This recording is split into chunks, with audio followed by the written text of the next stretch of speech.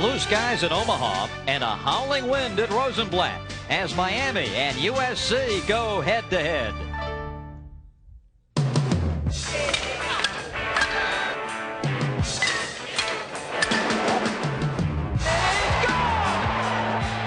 1995 will go down as the most prolific home run year in College World Series history, and the big sluggers aren't done yet.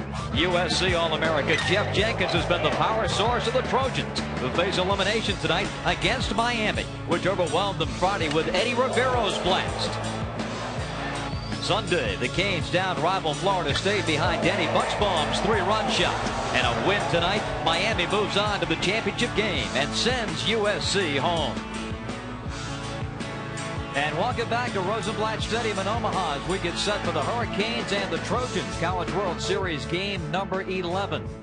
A very pleasant good evening, everybody. I'm Bob Rathman. This is a rematch of the second game of the College World Series when Miami and USC went head-to-head last Friday, and a wild game it was. 15-10 was the final, Miami winning, coming from behind on 3 different occasions. The game featured a World Series record 12 pitchers, 29 hits, 6 errors. It took nearly 4 hours to play. My partner is Steve Garvey, and the Hurricanes don't win many just like that. Well, the first game was atypical. Miami likes to throw the ball, catch it, hit some line drives, win 6-4, 3-2. But they had to score 15 runs to beat this University of Southern California team. Now, USC has gone through their pitching staff with each of the first 3 games. They have to rely on outscoring the Hurricanes tonight. In the NCAA tournament, these two clubs have put these kinds of numbers on the board. The alarming number for Southern California, the ERA at 6.81. Oh, it's extremely high. And like I said, each night using 4 to 5 pitchers has softened up this Trojan pitching staff. So I don't see a low-scoring game. I see the ball flying around this Rosenblatt Stadium again tonight. And here are the starting pitchers that are going to get this game underway. For Southern California, it's going to be Ben Tucker. Jason Adge will be on the mound for Miami. Both pitched in that first game.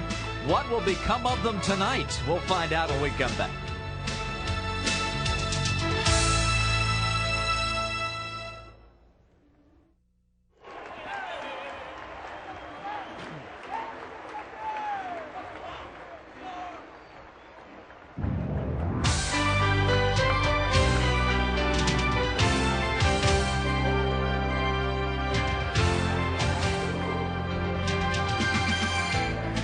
World Series on ESPN2, and we've got Miami and USC set for you this evening here at Rosenblatt Stadium.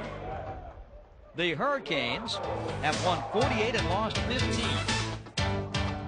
And under head coach Jim Morris in his second College World Series with the Canes, they'll line up this way. Second baseman Rick Galvin, the co-captain of the ball club, leads off. Bruce Thompson will be in center field at that number 2 tonight. Third baseman Rudy Gomez, the Canes leading hitter, bats third with left fielder Eddie Rivero in the cleanup spot.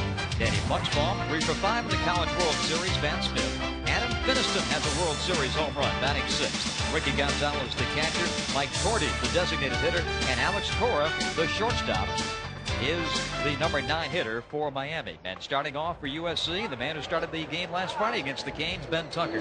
Ben Tucker, 4 nights ago, had a lot of trouble getting out this Hurricane team. The question is, in 4 days, has some life come back in this arm, and can he sink the ball and throw that good tight slider and make them hit the ball into the ground? He'll have this defense behind him. Jock Jones, who has a strong but sometimes erratic arm, will be in left field. Walter Dawkins is the center fielder for USC, a solid center fielder. And Jeff Jenkins will be in right. Ernie Diaz, the third baseman. Gabe Alvarez, the shortstop, and Wes Rachels at second. Greg Walbridge is the first baseman. And Chad Moeller will be behind the plate. A lot at stake for Southern California this evening. As you know, Steve, with that loss to Miami, they've been battling through the losers bracket ever since. Meanwhile, the Hurricanes are in great shape. They're 2-0, and a win tonight will put them into the national championship game. People talk to the Trojans about these are character-building games. They have enough character right now. Mike Gillespie, number 19, the head coach, thinks that his team can come out tonight and maybe if they can just start early and shut down the Hurricanes, gain momentum. The USC College World Series results, that first game that we talked about, Miami defeating USC 15-10. Then Southern California came back. They knocked off Oklahoma 9-4. They hit 3 home runs in the second off Ryan Minor to get rolling in that game. And then a wild one yesterday. 7 homers all told in the game. USC hit 2, FSU hit 5, and Southern California won it by a score of 16-11. Second sacker Rick Gamma is the leadoff man for Miami against Ben Tucker. And the opening pitch of this game is inside for ball 1, and an instantaneous meeting on the mound with the pitcher and catcher. Better to do it now before Gamma hits the ball somewhere where the Trojans aren't out in the field. Might have crossed him up a little bit. Gamma had one of those 3 singles against Tucker to start the game. The 2 starting pitchers tonight, neither retired a man in that first Miami USC game last Friday. Tucker gave up 5 hits. Edge walked all 4 that he faced, 3 with the bases loaded. Tucker giving up 3 singles and 2 doubles last Friday night. 1 ball, 1 strike. Here's the pitching game plan for USC tonight. Keep the ball down, sink it, slide it, mix up speeds. These Hurricanes are excellent line drive hitters. They stay back well, hit the ball to all field, and they've got tremendous team speed. Fastball just off the plate. 2-1 the count. Gamma, your quintessential leadoff man, really works the pitcher. Steve Tucker hit the gun at 92 miles an hour on that last fastball. Well, he's loose. It's 80+ degrees here in Omaha today, and a great day. Easy to loosen up. And a bit of an advantage here for the pitcher at the start time here, 6:38 local time, and the hitter completely in the shadows, pitcher in the sun.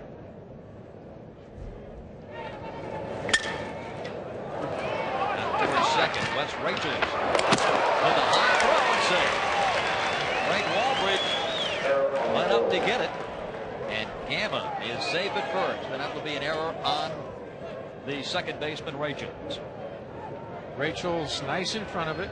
All of a sudden tries to rush it a little bit, releases the ball high. Walbridge, good tall first baseman, just can't get down in time, and as you can see, easily safe at first. Southern California's 8th error of the World Series. Trojans cannot get into a defensive battle. They're not going to out defense the Hurricanes. The Hurricanes very solid, especially with the flashy Alex Cora at shortstop. Center fielder Bruce Thompson, and sends one foul right past third base coach Colonel Thomas. We have talked all week about the great tradition of USC. Well, so too for Miami. The Hurricanes have been here at the World Series in 3 out of the 5 years of the decade of the 90s.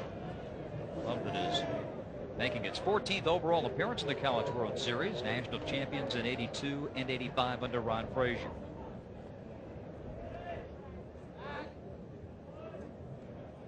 Gamma, a threat to go, 17 steals and 18 attempts.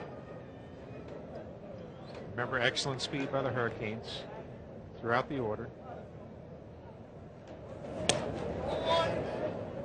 1 ball, 1 strike. They'll hit and run, they'll bunt, do all the things a good solid offensive team must do. That wind is every bit of 10 to 15. Coming in from center toward right field line. The more you see of that flag, the more the ball will carry to right field.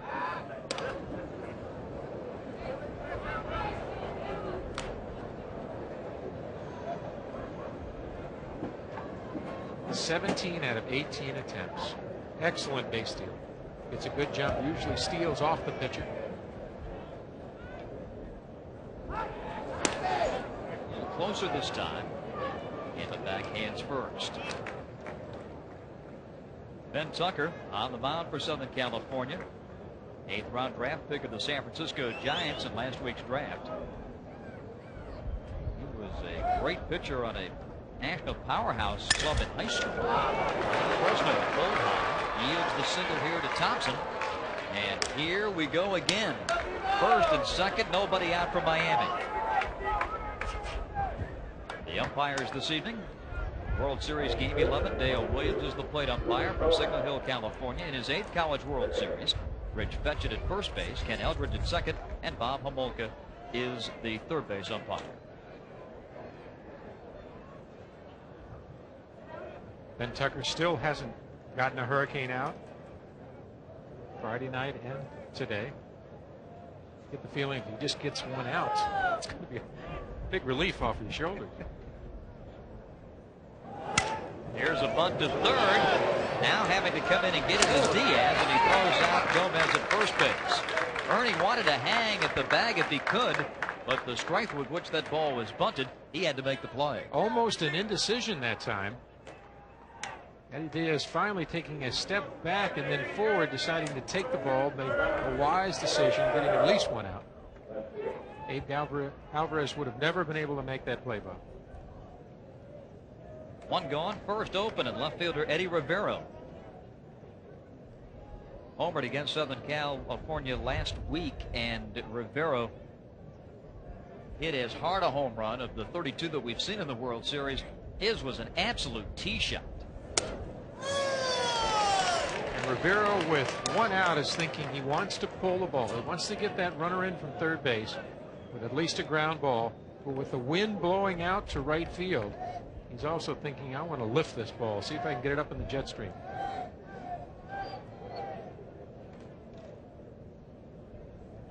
And Tucker jumps in front. No balls and 2 strikes. Tucker's folks watching the action.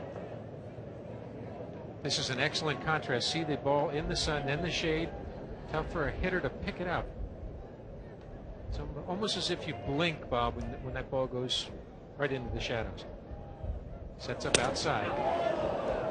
From our center field camera, a good way to see the location of where Moeller wants Tucker to pitch is by the shifting from inside to out. He'll give the sign and then shift. Take a look at the signs. There's on second and third, one out. So he's got to give at least 3 or 4 signs so the runner on second doesn't pick them up. Sets up outside again. 2-2. I think he crossed him up that time. I think he crossed him up as he did with the first pitch of the game. When Tucker walks in with hands outstretched and walks immediately at the catcher, that's a pretty good tip-off. See, Moeller now is looks like he's trying to catch the ball up, which would be fastball, and he changes up with probably a little circle change.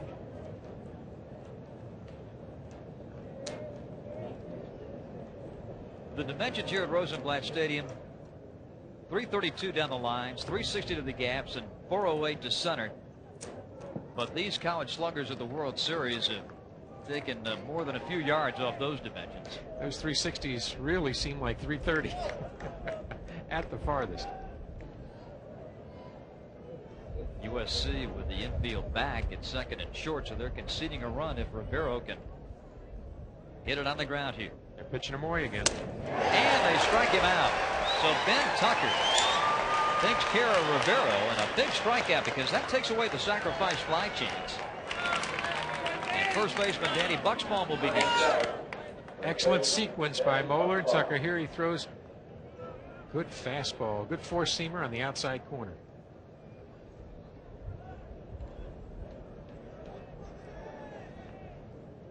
Ben Tucker slowed by injuries, but he's come back to have a great year, and as evidenced by that selection by the Giants in the 8th round. Buxbaum has been on base seemingly every time you look up. Danny's on base for Miami. He's 3 for 5 with 4 walks in the World Series. Danny is a very patient hitter. When I talk about patient hitter, he doesn't have a lot of movement at the plate. He's well balanced, takes a short stride. But what he does very, very well is he opens those hips and gets great bat acceleration. He's very quiet, right with his hands, focusing on the pitcher's hat, just about the same areas of release point.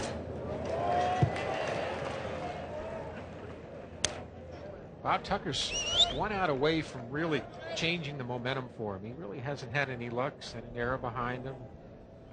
And now with that strikeout on Rivero, he's getting some confidence back.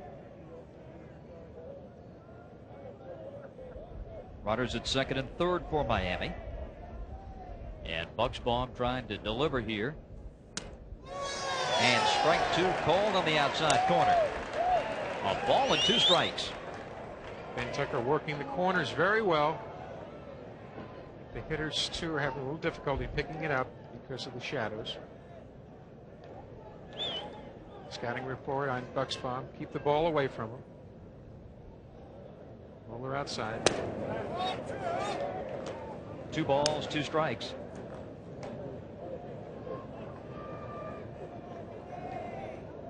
This will be a game of momentum. And if Tucker can get the Hurricanes out this first half of the first inning, it's going to be like a mood change, mood swing for them. And he's got that opportunity. Tucker to first, side retired. Rick Gamma reached with the error. Thompson singled to right, but that would be all for Miami in the top of the first. No runs, a hit, an error, and 2 men left on base. For the University of Southern California, 47 wins, the most in 1 year for Coach Mike Gillespie. Walter Dawkins is the center fielder in the leadoff spot. The designated hitter Paul Cruz bats number 2, a good hit and run man. Shortstop Gabe Alvarez will bat 3rd. One of the hitting heroes of the series, Jeff Jenkins, bats cleanup in right. Jock Jones in left field hitting number 5. Behind the plate is catcher Chad Mulder. Greg Walbridge will be at first base and bats 7th. The third baseman is Ernie Diaz hitting 8th. And second baseman Wes Rachels, who went 3 for 4 yesterday, batting number 9. And on the mound will be Jason Edge for Miami. Edge, 6 foot, 190 pounds, out of Sacramento, California. Friday night he walked 4 straight batters. He has something to prove to not only this Trojan team, but to himself, that he can come back from a tough outing. He's got to keep the ball down. He's got to keep the ball away from the Trojan power hitters. This Miami Hurricane defense is certainly outstanding, with Rivero in left field, Thompson center, Finiston in right, Gonzalez the catcher, Gomez and Bucksbaum on the corners, Rick Gamma the second baseman, and Alex Cora the shortstop. He has been an absolute delight to watch during this College World Series.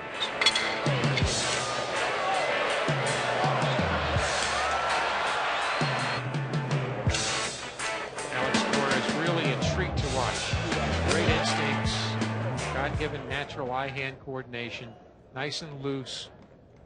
And USC certainly remembers Mr. Cora's performance. He helped turn 3 double plays in that game last Friday against USC. And he fielded a ball to the right field side of second base by about 10-15 feet, ended up throwing about 45 feet away from first base. Amazing range. Not fast, but great instincts and quickness. Walter Dawkins, the leadoff man for the Trojans.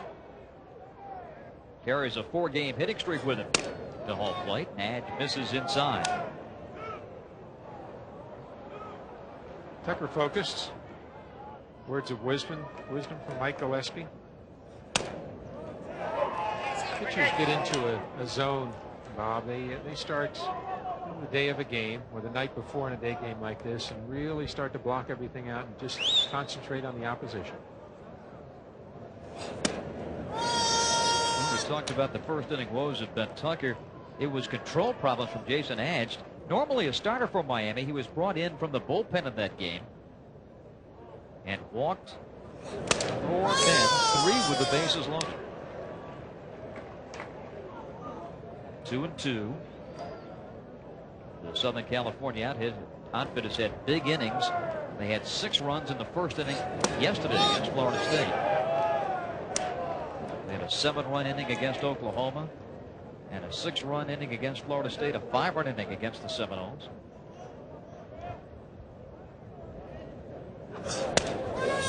And strike 3 called. Walter Dawkins is out. He got a 2-2 pitch.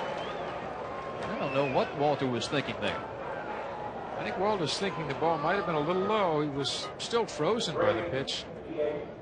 All over the heart of the plate. Let's take a look at how high it was. Walter's not very tall, but you know, he's right around that knee area there, so it was strike 3. Paul Cruz is the batter now. He has proven to be a pretty tough out this season. A .300 batting average and serving as the designated hitter.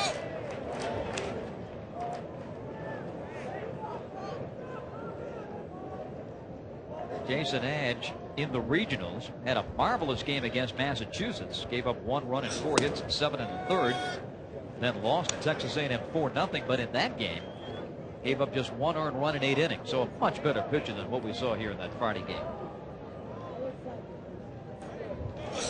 Friday night, as I said before, an atypical game. I think from an offensive standpoint as well as a pitching standpoint, I think you're going to see better performances from Edge and Tucker this evening. Edge leading Miami in wins with 12 innings pitched with 121 2/3 and strikeouts with 103. He's had a great year for Miami. We had over 20,000 here at Rosenblatt last night. I think we're going to be around that number again here tonight. Strike 3 called. Cruz thought he had a walk. And plate umpire Dale Williams says no, sir. That's strike 3.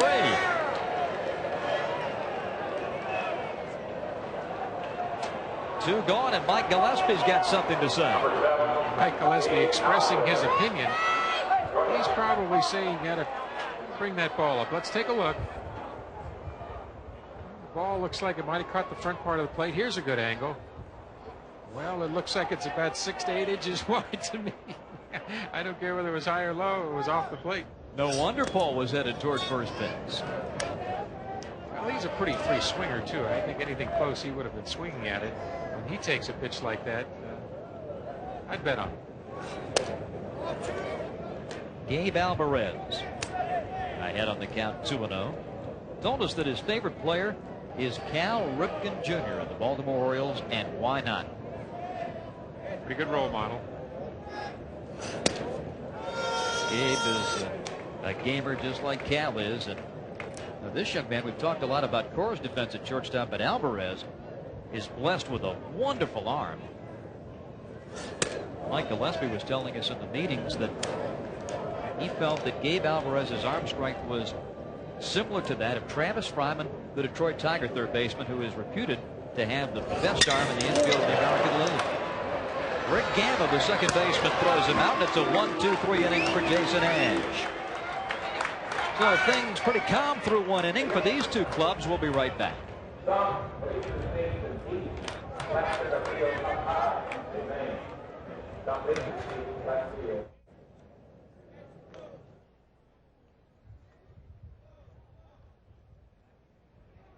Top of the second, no score here. Miami and USC. Let us go to Larry Conley in the middle of that Tucker baseball family. Larry? Indeed we are. Brother Brad, Dad Ben, Mother Denise. Brad, first of all, I understand you pitched against your brother, not against him, but in a regional game at Fresno State. Yeah, it wasn't much of a pitcher's duel. It was a 22-17 ball game, so it was really exciting. It was a great, memorable experience for both of us because we had never been on the same field together, so it was fun.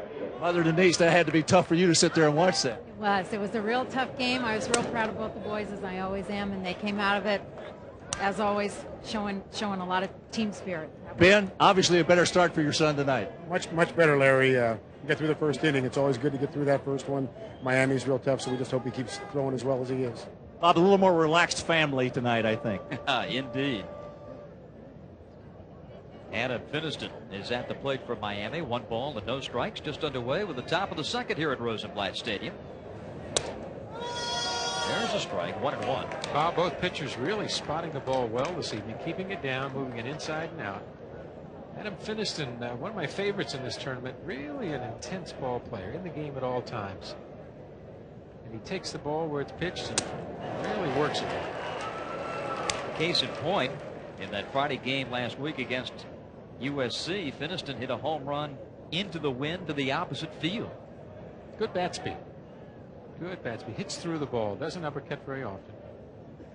Nice closed stance.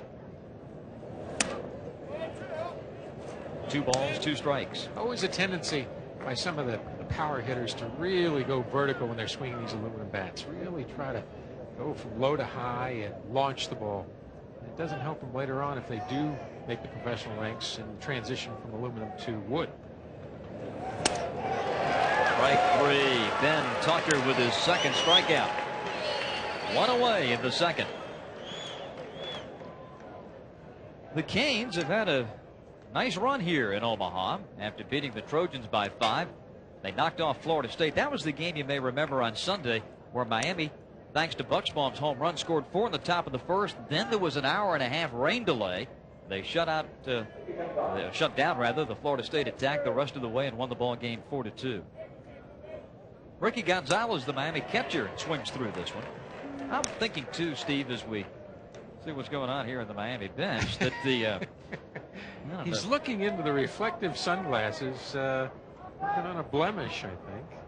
Those glasses are so versatile.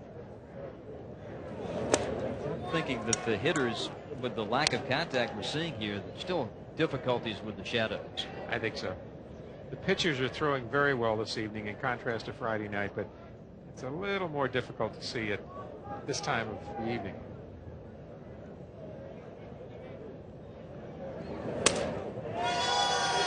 One ball, 2 strikes. Gonzalez 2 for 8 in the World Series. The impressive thing about Gonzalez is the great job that he's done behind the plate moving into the program this season. Gained the respect of the pitchers, and they for him. 2-2. Coach Morris really believes a lot in this young catcher. Says he catches the game very well, great arm, good instincts. Down to Gonzalez, 3-2. And Tucker held that breaking ball just a little bit too long, 59-footer. So he works the count to 3-2. I just think that this is the hitter's advantage at 3-2.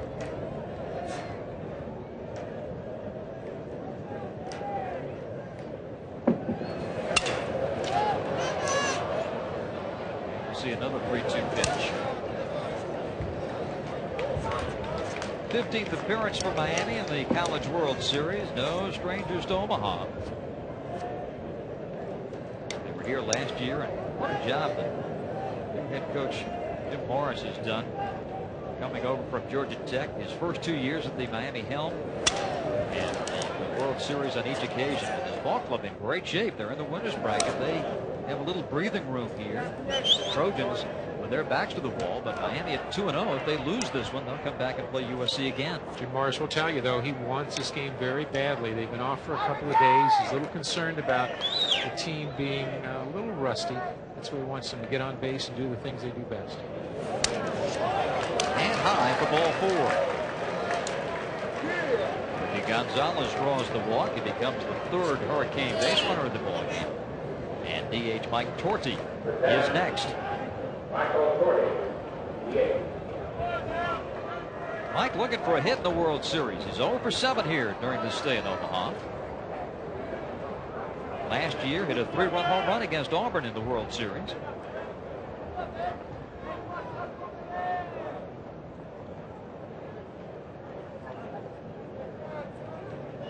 But really, Steve, it's a testimony to his intestinal fortitude that he's even putting on the uniform after what happened to him in the regional.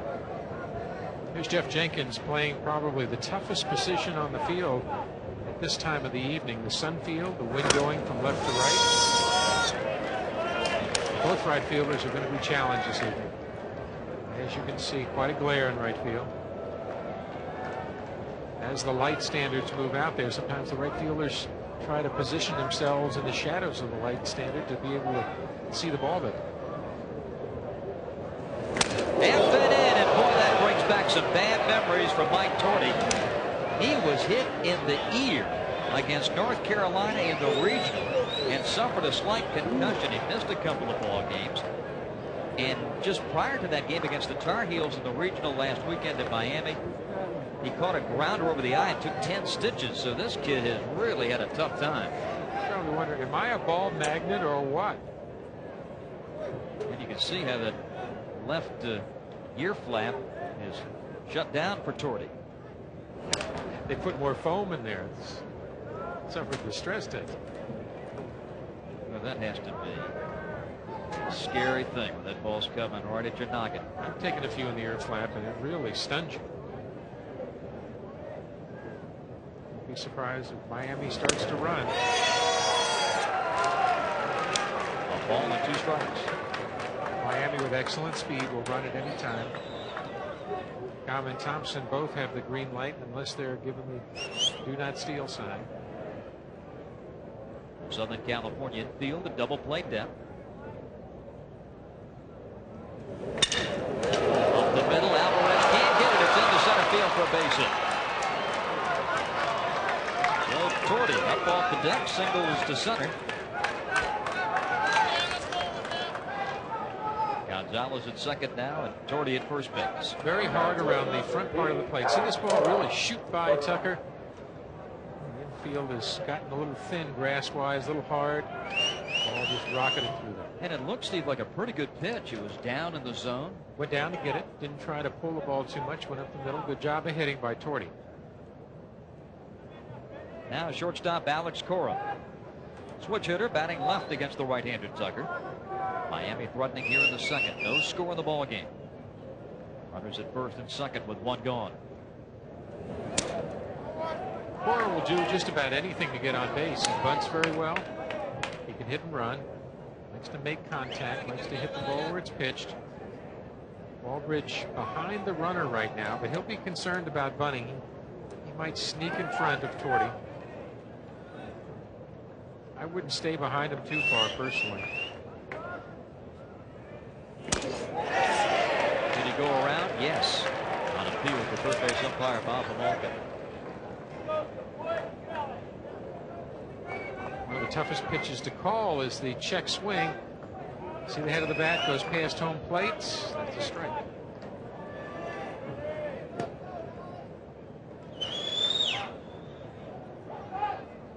Alex Cora 3 for 8 in this World Series. Swinging away, 1-2. 4 clubs remain alive in the College World Series. Miami and Fullerton, the unbeaten teams. Southern Cal at 2-1, Tennessee at 2-1, and the Volunteers and Cal State Fullerton meet tomorrow on ESPN. Cora's got to protect the plate. 1 ball, 2 strikes. Who sets up outside. And toward right, the base hit. They're going to hold the man at third. Gonzalez as Jenkins shows off that cannon. On the fly, right to the plate.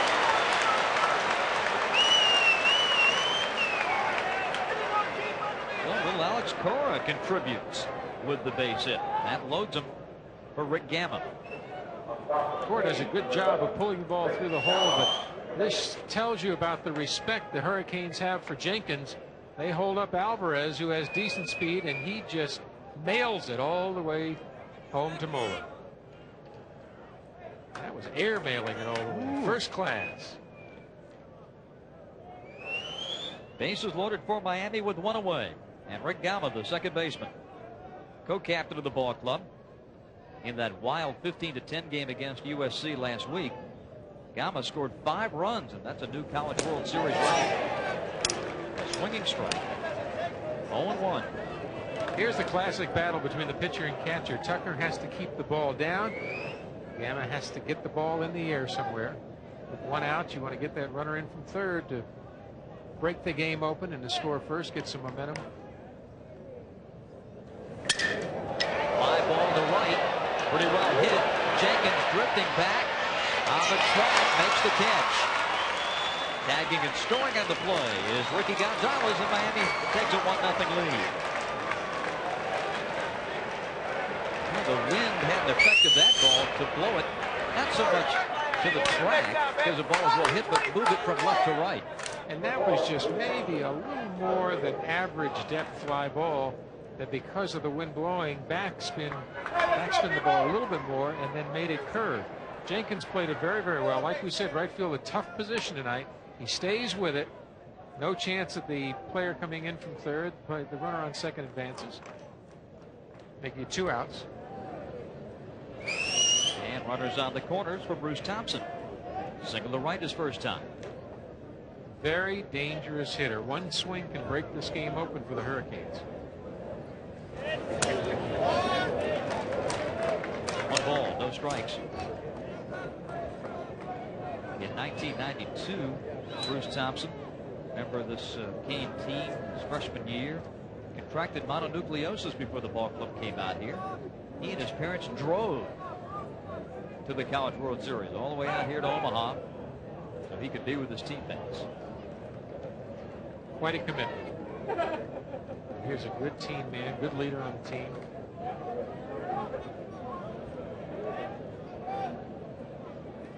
USC needing a big out here.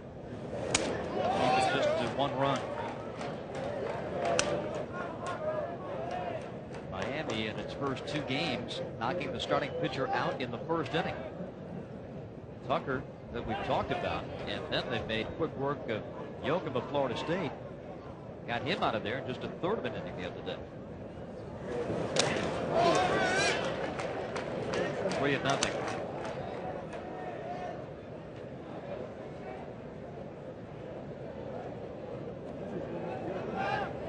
This is the 3rd World Series for Bruce, what he did in Omaha last year. He's added another hit tonight. 7 for 10. 3-1. And lets one go down Powder River, as they say. Fastball right down the middle. Miami will do that, though. They'll make you come in with that 3-0 pitch. They want runners on base. And making Tucker work. 27 pitches this inning, 46 in the first 2. Tucker's got to come back with a fastball. Hit to second. Dawkins has it. That tough play that ball hit right at you. And Walter Dawkins made a nice play. And Miami settles for 1 run, and they lead 2.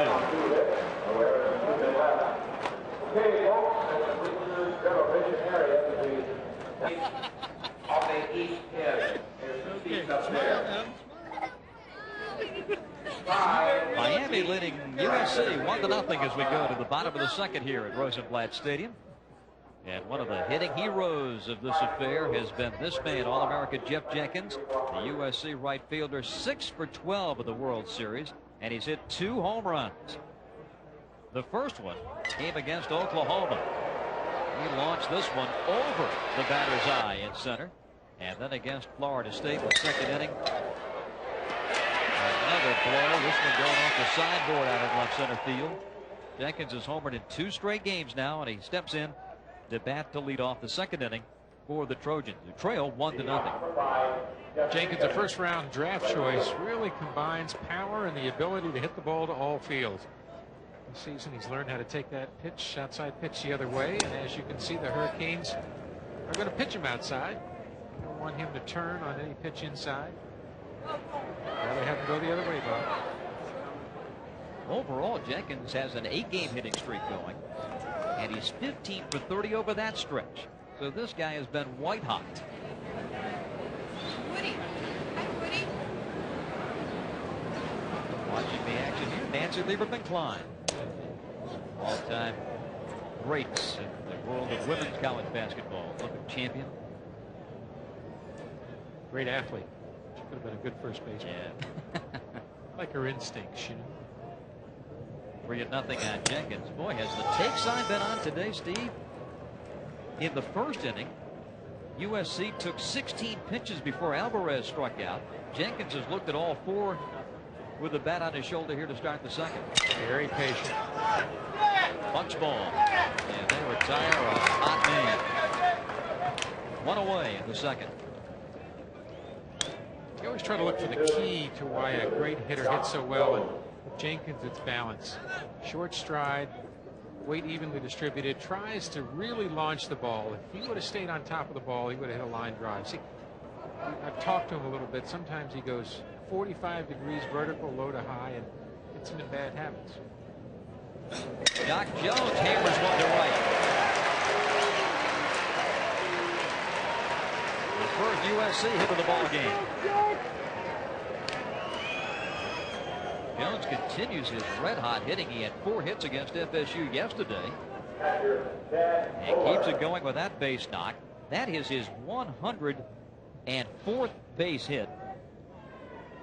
He is just 4 away now from Rich Dower on the all-time USC hit list. Chad Moeller, the catcher. He may not look like it, but this young man is very well put together. Very strong, lean. Had some knee problems, but has come back from that to be an excellent catcher. Calls a game well. The reason I say that, even though Mike Gillespie calls the pitches, he still works on locations, moves his infielders and outfielders around. He's a real leader behind the plate. Base hit. Jones holding at second. And Moeller with the base knock to left. Southern California trying to stay alive in the World Series, trailing 1-0. Another team on the brink of elimination is Tennessee. They'll go up against unbeaten Cal State Fullerton tomorrow at 3:30 Eastern Time, right here on ESPN. Greg Walbridge, the first baseman. He was one of the men that came on with the bases loaded in that first matchup against Jason Adge and drew a walk. Now batting with Jones at second, Moeller at first, and one away. And this is a base hit down the line left and headed toward the corner. Coming around is Jones to score to tie the game. Just now getting the ball is Rivera. Here comes Moeller. He is going to score. Southern California leads 2-1.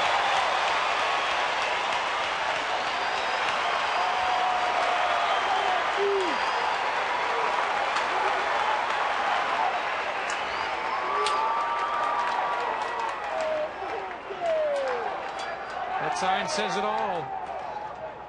USC coming from behind again. Never say die, Trojans. It's an elimination game for them, and Walbridge takes the pitch and lines it down the line. That's why this team is such a great offensive team. Rivera having trouble picking it up. That's why Moeller scores. It's 2-1, Trojans. Ernie Diaz, the third baseman. Young man who came on to replace Derek Baker 6 weeks ago and is anchoring now that third base position for USC. One gone in the second. Greg Walbridge after his 2-run double out there at second base.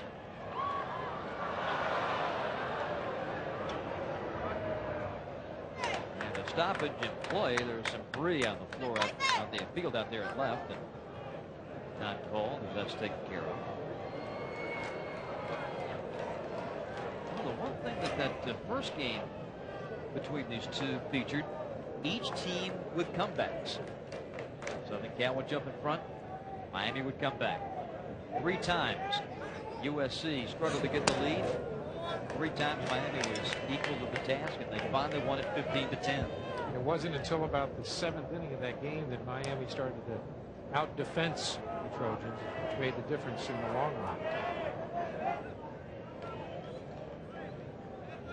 Doc Jones on that USC bench sticking with that number 22. He lost his jersey number 28 for one of the tops that he has, and they wore that top yesterday, so he had to switch and wear 22, and after getting 4 hits, I'd wear 22 again too. That's right, for a long time.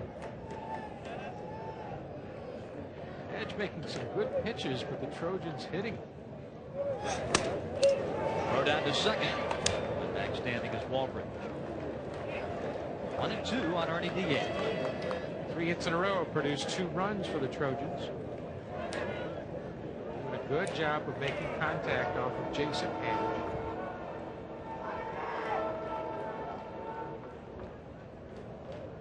Teams have been working Diaz with breaking stuff. See what Edge comes back here with the ball and 2 strikes. Into the air to right center. Finished in. Can't make the catch. Coming around to score is Greg Walbridge, and USC leads 3-1.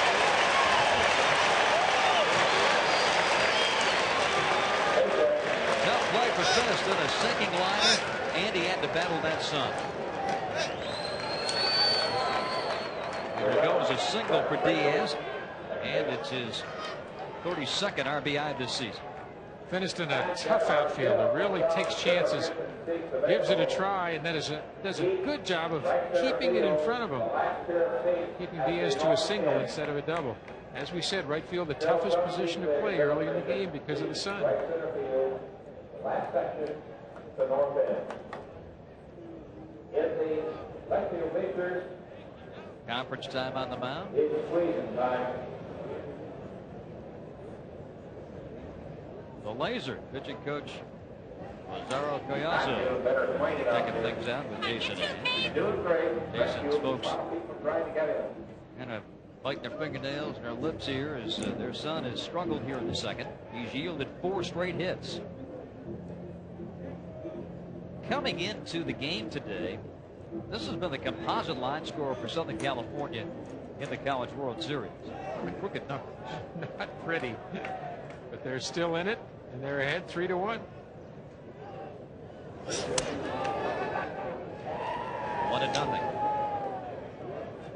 Well, the one constant, Steve, has been the Trojans' offense. They've been cranking out double-figure hits in every game, but the question is, can they get anybody out? That's true. Can they get them out? Can they do a solid defense? And thrown into center field. Diaz will come to third. He'll draw a throw, but he's saved by a mile. And USC has been on the corners. Boy, that looked like a room service double play ball, but Adge throws it into center field. This should have been an easy double play for a very good defensive team. This Cora, the shortstop, I don't think Cora had a chance to catch the ball. Adge just sailed it into center field. You can't give errors on little 5'11" shortstops. They got to climb that ladder. No, that's true. I'm wondering, Steve, the thought just came to my mind, the 2-day break from Miami. What effect that may have had. They look a little slow. And Diaz turns this one. And Southern California settles for 3 runs, 4 hits, an error, and 2 left. USC 3, Miami 1.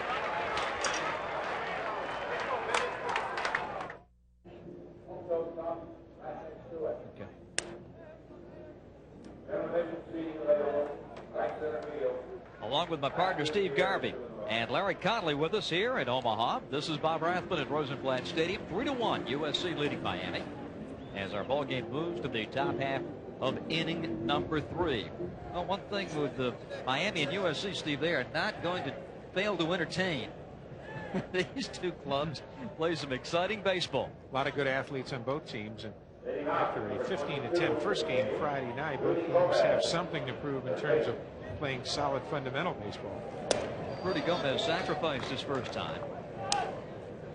And why not? He is arguably the best bunter on the team, in addition to being the team's leading hitter in terms of average at 375. If it was him, I'd push it to first base. Walbridge way back. Good fastball from Tucker. 1 ball, 1 strike. These Hurricanes will drop down and bunt at any time. They'll surprise you. Gomez hitting so well. Likes to drive the ball. Fouled away. The 3-4-5 men up for the Canes. Gomez, Rivero, and Buxbaum.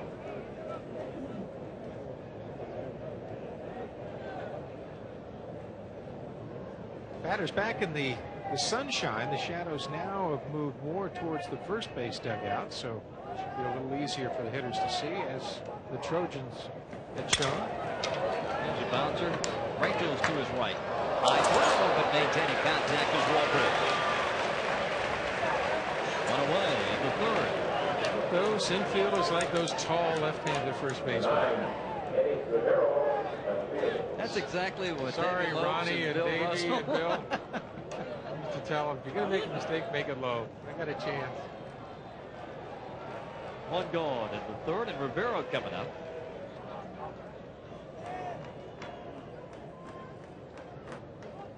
Having a tremendous series despite that first inning strikeout tonight. And he 5 for 10 in the College World Series. I've been impressed with the velocity of Tucker's fastball tonight. He's been hitting that gun pretty consistently in 90-91. Mike Gillespie giving the signs, as he does to every hitter. He believes in controlling the game.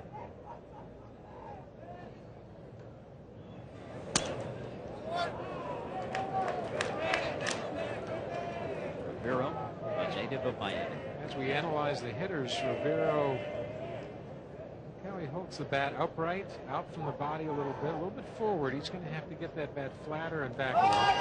Oh, that pitch hit him. That pitch hit him. Hold everything. Eddie Rivero ran up to bunt. And the pitch hit him. So let's see what the plate umpire is going to call here. I think a strike. Looks like he called a strike. The question is, was he in the batter's box? Did he make contact with the bat? Looked like he hit his foot. Let's take a look. Gets the head out, tries to push bunt. Ball hits the bat, the foot. Does a great job of keeping it fair. Hesitates. Doesn't know whether it's a foul ball or a fair one. Can't guarantee the umpire is going to call it, but it's strike two. 1-2 the count, 1 out. Bases empty, 1 away. That bat hanging out there. He's got a pocket right back there in hitting position. And a fastball, swing and a miss, strike 3. Third strikeout for Ben Tucker. A little giddy up on this pitch.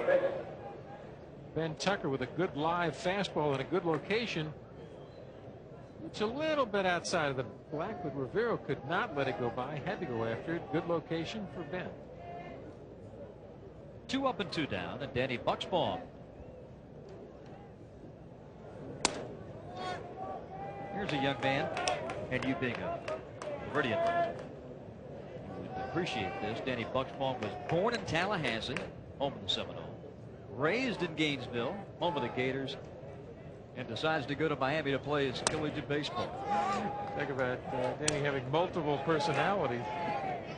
Those are the three big colleges in Florida. Obviously FSU, Florida, and Miami.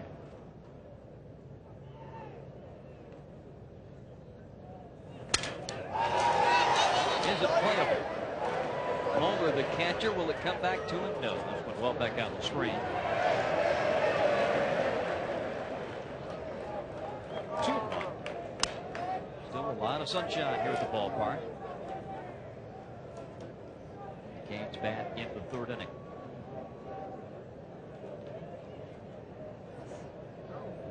Last year in the World Series, and he had a couple of hits and 4 RBIs. Much better go of it here at 95. Another fastball away from Tucker. 2-2. The Hurricanes not swinging the bat as well tonight as they had the 2 previous games. They seem to be swinging through the ball. They seem to have their timing off. I don't know whether it's 3 days off or Ben Tucker. I think it's a combination of both. 3 balls and 2 strikes. I saw Tucker throw earlier in the year. He threw a 4-inning perfect game and then didn't get through the 5th inning. So he has the capabilities of throwing very, very well. This is what Mike Gillespie wants. He needs a good 5 innings out of them. Bounce to 3rd. Diaz drops it. Maybe guilty of throwing it before he caught it that time, and Bucksbaum is aboard. This is a simple case of, do I catch it with palms up or do I catch it with the palm down? Decides to basket catch it, hits off the palm of his glove, can't feel it. E5. That's what made me into a first baseman, was a lot of those E5. Bucksbaum reaches. Adam Finiston at the plate. He struck out his first time. Second USC error of the ball game.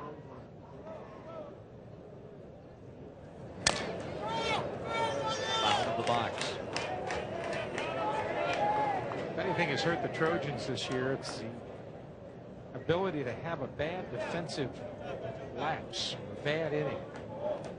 Sometimes they made up for it with a lot of offense. Sometimes they didn't.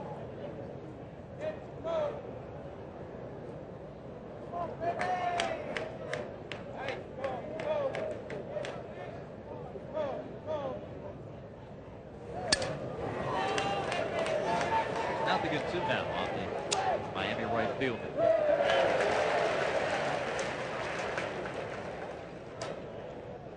The shadows are gone from in front of home plate. The batter's getting a pretty good look at it, but look at the shadows that are being cast by the umpire and the hitter and the catcher. Almost halfway up the first baseline. Well, it sets up outside. Oh, hit. See ya. 4 strikeouts for Tucker, 2 in the inning. And that's all for the Canes. 3-1 USC.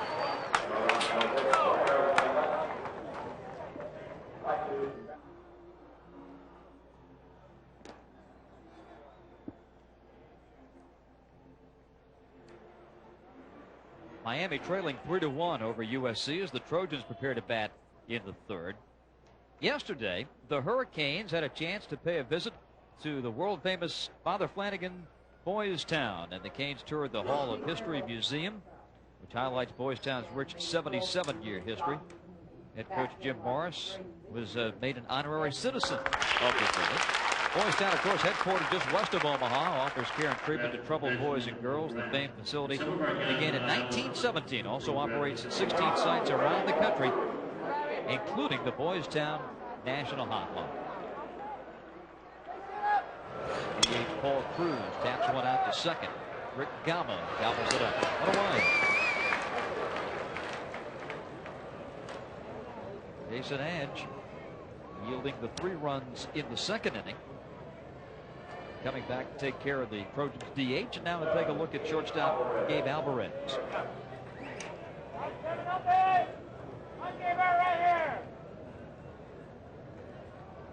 Second round draft pick of the San Diego Padres.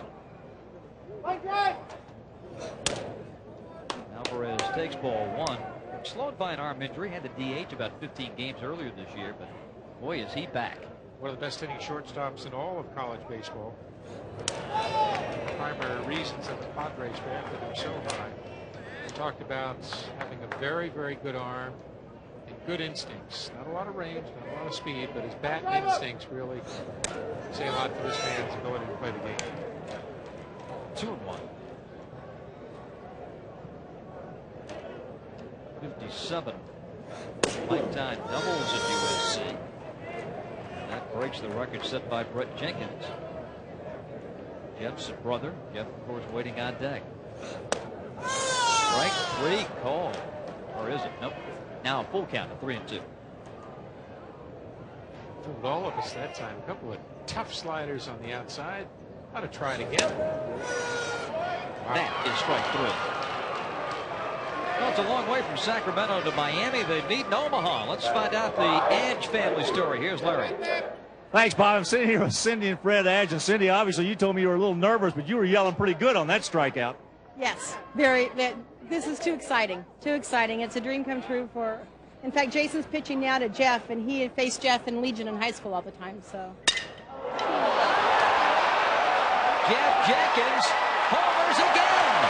His third straight College World Series home run. Did not hit any like Legion off him, but boy, he's a tremendous hitter. Can't make a mistake when you're pitching to Jenkins. Got that one up a little bit. Best to have it done when nobody's on base, though. He's going to get his hits. Everybody else you got to worry about.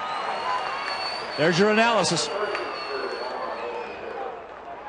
Looked like an off-speed pitch, and Jeff Jenkins rifles it out of here for his 22nd homer and a home run in 3 straight World Series games.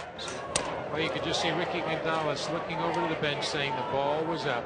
Let's take a look at where it is. Oh, above the waist, and Jenkins just launches it. We talked about that vertical swing of his. The ball was gone when he hit it.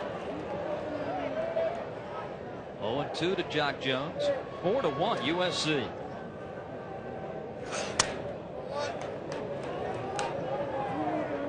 Canes have to watch out. This game could slip out of hand like yesterday's game, in which all of a sudden the Trojans were ahead about 16-3 or 4. But they just keep coming at you offensively. They are not going to feel for the ball at the plate. They are going to take their swings and be aggressive. Still 2-2 on Jock Jones. This is Edge on the pitch to Jeff Jenkins. He knew it was gone. And Mom and Dad, I think, knew it too. Boy, that's a tough spot. Little looper caught by Alex Cole. He does it again. Boy, this little guy is something. Al Alex Carr with another tremendous grab. Alex Carr looks like Jerry Rice going for the touchdown catch. The Jeff Jenkins home run puts USC in front 4-1.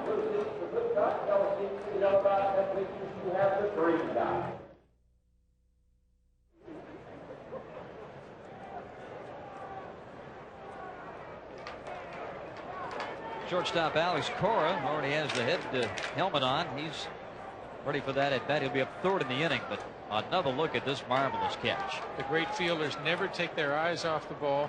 Here he tracks it all the way into his mitt. Great eye-hand coordination, body balance, and instinct. Ricky Gonzalez will be leading it off for Miami. Canes are trailing 4-1. Well, the home run assault here in the World Series continues. That Jenkins home run, the 32nd of the College World Series, and we still have as many as 5 games remaining here in Omaha. This one skied down toward the right field line and corner. Jenkins still drifting back and makes the catch in foul territory. Good job. Boy, that wind was pushing it, and Jenkins stayed with it. Jenkins playing the tough Sunfield. Follows it, knows where the wall is, looks it right into his glove. Nice catch. Designated hitter Mike Torty singled to center his first time. The Hurricane pitching staff had been in its first 2 games able to dodge the home run bullet, but not so tonight. Every team getting roughed up with Dr. Longball. 1-0 on Torty. Mike Gillespie wishing tonight he could get 5 good innings out of Ben Tucker, and right now he's pitched 3 1/3 very good innings. Really mixed up his pitch as well. This is a must-win situation for USC. Mike Gillespie's club lost their first game to Miami. They've been battling back since. Of course, history is on the side of the Trojans. In 1970, they lost the first game, then won 4 straight and claimed the national championship. Canes, of course, are sitting at 2-0 and can afford a loss today. Then they'd have to come back and meet USC again on Friday. What a good national championship game. 89-mile-per-hour fastball. Ben Tucker still hitting the ball up there with some velocity, but more than anything else, he spotted his ball very well and had a good tight slider on the corners. We talked earlier about the Canes visit to Boys Town. Well, Mike Torty is an Omaha native, and he got a big round of applause when he was introduced yesterday. Local favorite. Mike's dad in the service, stationed here.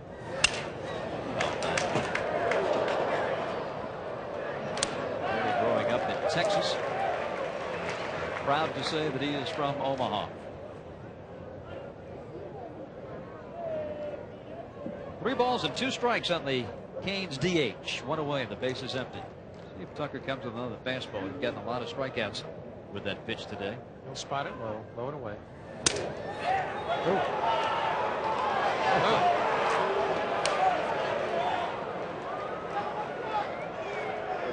Walk gives Torty first. ESPN's exclusive coverage of the Stanley Cup Conference Finals continues tomorrow night. The Detroit Red Wings looking to finish off the Chicago Blackhawks. Detroit taking a commanding 3-0 lead.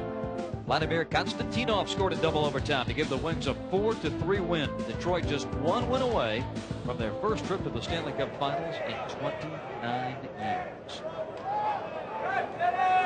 Gillespie's Trojans a couple of wins away of playing for a national championship. Hit to left. Jock Jones running it down. And the track. He's got it. 2 outs. Cora putting a charge in one. And a double play. Here's Torty all the way around at third. It's a double play. My goodness. Mental mistake from Mike Torty. He completely lost where the ball was. It was caught by Jones, and they turn it into an inning-ending double play. My goodness. No runs and no hits and nobody left. But at the end of 3.5, it's 4-1 USC. must have.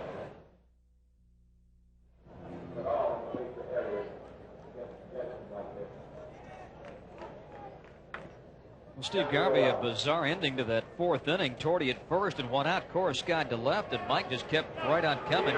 He completely forgot how many outs there were. Mental mistakes by the Hurricanes so far this game have been one of the reasons they're down by 3 runs.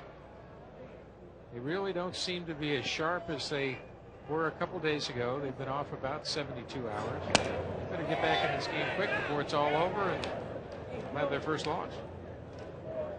Well, this Trojan attack just keeps coming at you. I mean, you just can't afford to give up outs. And tries as hard as you can to hold them down. 3 runs in the second. Jenkins home run in the third, and it's 4-1 USC. Chad Moeller leading it off. Singleton scored his first time.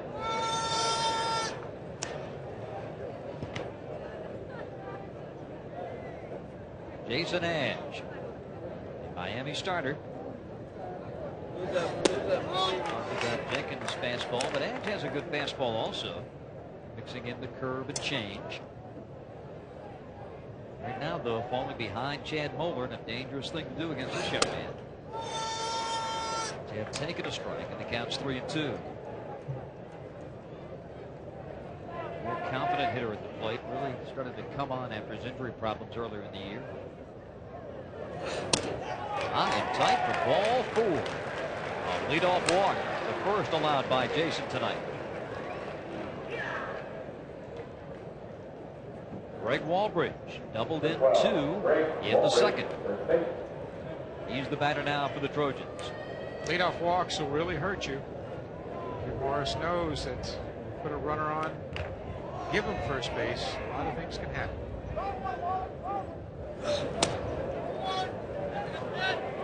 I would venture to say 50% of the time, if you walk the leadoff hitter, that team's going to score. We'll have to call our ESPN colleague Dave Campbell. He's got all those stats and what the percentages are. How many times they score with the leadoff walk. Hammered into the gap and a base knock. Chad Moeller picking up his coach, coming around toward third. Here comes the throw by Cora, not in time. First and third for USC and nobody out. Shot into the gap by Greg Walbridge, his second hit tonight. Moeller not fast, but a good base runner. You see him pick up the third base coach and barely hesitate. Frank Cruz waves him in, stands, easily slides in. Runners on first and third, nobody out for USC in the bottom of the fourth with a 4-1 lead. And left-hander Dorian Gonzalez up off the Hurricanes bench and on his way to the bullpen. Third baseman Ernie Diaz. Opening strike. An RBI single to right field in the second for Ernie. Talking about hitting situations, Diaz now should try to hit the ball to the right side. Get that runner in from third. The runner on first base and the first baseman holding him there. There's a big hole on the right side.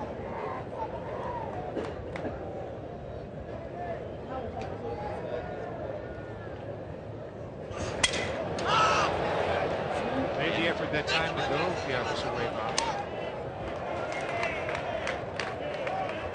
The more you watch this Southern California tag, the more you like it. You've got hitters, as you see that opening there on the right side. Second short, double play down. The more you like this ball club, they've got the sluggers, and they've also got the guys who can do exactly what you're talking about, get themselves up to the benefit of the team. Each hitter in the order knows his role. Leadoff hitter, second place. 8th man knows what he has to do. That's Ernie Diaz. He's got to get the run in. Make the third, look back to first with the runner's hold. You don't think that play works in the big leagues? Ask Kevin Bass of Baltimore. He got burned at Yankee Stadium a couple of weeks ago on just that play. Picked off first. Been out of college for a while. Yeah. Bouncer to the hole. Cora to first base. Makes it look easy. Run scores on the play. 5-1. Take a look now. Diaz gets on top of the ball, pulls it, but by the third baseman. Cora comes around, throws off balance with a nice quick release. 1 away. Greg Walbridge at second now in scoring position. He seems to get the lead. Wes Rachel's the second baseman.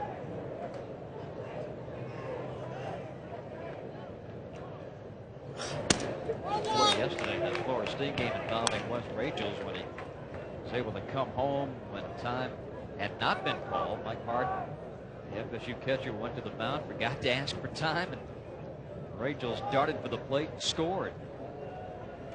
Everything's been going right for USC here the last couple of days. Well, that was a good example of the catcher just lifting his hand up to the umpire and not making sure the umpire called time.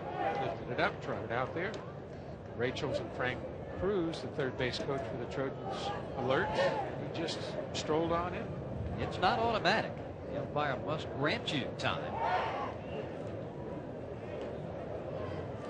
Wes Rachel's, of course, made a name for himself the other day, Sunday against Oklahoma. This his first collegiate home run. And that stunned everybody, well, not the least of which was Ryan Miner. USC winning that ball game 9-4. If you look back, Steve, 10 runs against Miami in defeat, then 9-4 over Oklahoma, 16-11 over FSU. They've got 5 runs already here in the bottom of the 4th inning tonight. And Jason Edge struggling on the mound now, having trouble with his control. 3-1. Maybe that was a strike a couple innings ago, but it's not anymore. That's what happens when you start to lose your control. The umpire starts to shrink the strike zone. Unconsciously, but he wants the ball over the plate. That's ball 4, and coming to third is Walbridge as the ball eludes catcher Rick Gonzalez. Second walk of the inning allowed by Adge. This is the 5th meeting all time between these two ball clubs, each with a couple of victories in World Series competition. You see in '74 they met twice. USC winning the one that counted, this championship game 7-3. It'll be a wild pitch to allow Walbridge to come to third base on the ball 4 to Rachel's. Now Walter Dawkins is up at the plate. He's 0 for 2. Looked at a third strike to start the ball game and then hit into a double play. Left-hander Dorian Gonzalez, the sophomore from Miami, in the Hurricane pen. Bob, when you're sharp, Gonzalez should have blocked that ball, even though it was a wild pitch. Kept the runner at second base, but he gets by him. Now runners on first and third, 1 out. Fouling this one back. 0-1.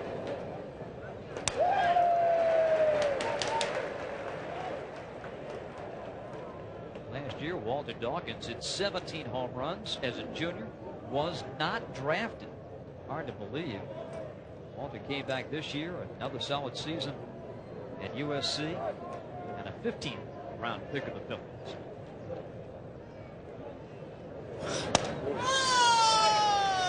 On 2.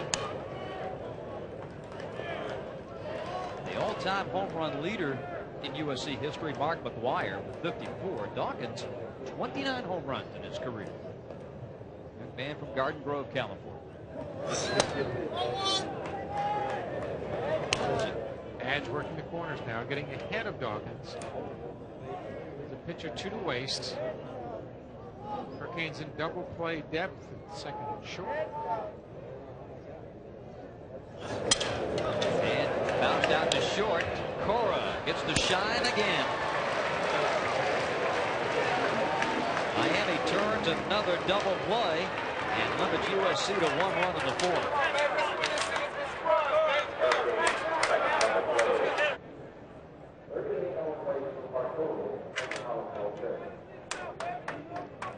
Coach Jim Morris not at all pleased with what he's seen out of his Hurricanes here, a gathering of the troops on the changeover. Simply telling them to get your heads in the game. You've made mental mistakes and you've got to start concentrating. Home runs and double plays, the 2 constants of this College World Series in Omaha. 52 runs scored early in these games. Defending champion Oklahoma, Clemson, FSU, Stanford, all eliminated. USC trying to stave off elimination, in great shape, leading 5-1 in the fifth. Leadoff man for Miami, the second baseman, Rick Gama. From Mexico City, Mexico, 5'11" junior. Left home at age 16, lived with two different families in Miami. Wanted to come to the Canes, plays collegiate baseball. And what a great story, Steve, about his abilities in the classroom. 3.2 grade point average and an honor student. He takes it on the field with a very intelligent athlete out there. Always thinks about what he has to do. Jeff Jenkins. He talks a lot about his home run capabilities. He's homered in 3 straight games, but boy, the more you watch him, the more you love him in the outfield, too. Well, he's a complete ball player. He fields his position well. He runs well. He has an excellent arm, excellent power, and now he's learned to go the other way when they try to pitch him on the outside. That's why he's a first-round draft choice.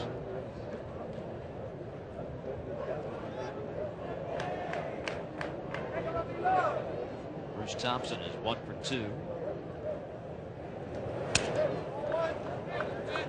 Talking about great baseball talent, certainly Bruce Thompson had it early.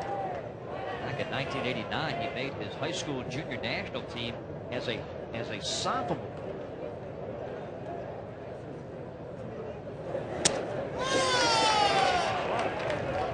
Sophomore in high school, not the U.S. junior national team. Bob, USC under control in this, the top of the 5th inning. I have a feeling they've got confidence on offense and defense. Ben Tucker throwing well. Bounce to short. Alvarez shows off his arm. Comes down Thompson.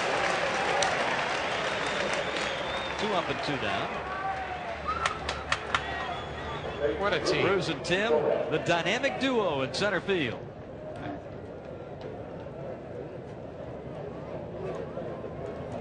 Two up and 2 down in the Hurricane 5th inning. It's a nice shot of the crowd here at Rosenblatt Stadium. You talked about Ben Tucker's pitching, Steve, and he is giving the Trojans the effort today that they expected last Friday. Tucker has not allowed a base hit since there was one away in the second. So he is really in great pitching group. Kept the ball down, which you have to do in this stadium. The stadium, obviously a hitter's ballpark in this series. You keep the ball down, you got a chance.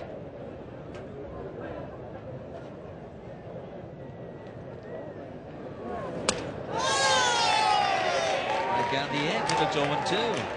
And he's getting ahead of the hitters. Each time a hitter comes up, all of a sudden they're 0-1, 0-2. Remember, the plate's a little bit of an angle there, so he probably catches the front edge on the black.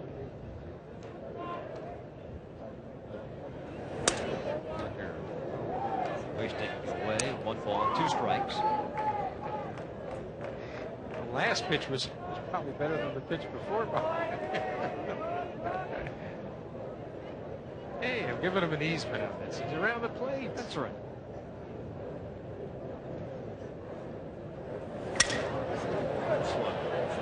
Foul and out of play. 1 ball and 2 strikes, and Gomez has that ability as such a good hitter with bat control to protect that plate with 2 strikes. Good 2-strike hitter, and here definitely it's a ball that was going to be called strike 3. Ends up stepping on the plate, but with 2 strikes he becomes very, very focused, very tough. Inside, the Weaver thing is 2-2. Different story for Mr. Tucker and USC tonight. Faced 5 men last Friday as the starting pitcher for the Trojans. Gave up 3 singles and 2 doubles, and he was in the showers. Limited Miami to 3 hits and 1 run in 4 2/3, and he's trying to get Gomez to end the inning. This one, cue foul. Once again, you see the plate protection by Gomez. Gomez, similar type pitch, similar defensive swing. You know, Bob, if you look back to that first inning where the first 2 Hurricane runners got on base, Then Ben Tucker got out of it with no run scored. That, to me, was the turning point of the game so far.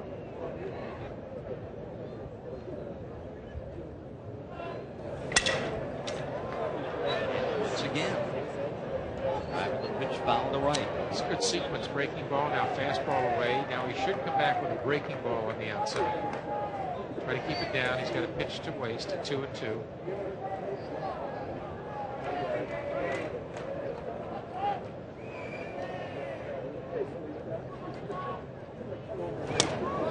Busts him inside instead. Comes back inside with a good waste pitch. Now bowler should set up away.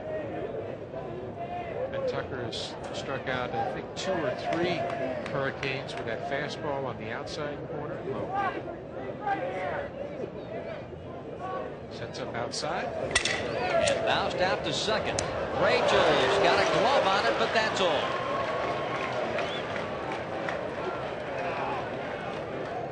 See the way they scored, an awfully tough chance for Wes. Tough chance for Wes. He was simply caught in between trying to get in front of it and trying to backhand it. Then Tucker again throws a good pitch away. Wes protects the ball. Now see, he goes over, tries to backhand, it goes off the heel of his glove and just can't quite catch it. Wes Rachel's learning to be a second baseman. Good tools. We're still waiting for the scoring, and now they tell us it's an infield hit. Rivero, left fielder. 1 ball, no strikes. Rivero having a tough night against Tucker so far. Striking out the first with men at second and third. And then with the bases empty. And he talked about that first inning, Steve. This may have been the key man. Rachel's no trouble with this one. And things are looking up for USC. No runs, a hit, and a man left. Middle of the 5th, 5-1 Trojans.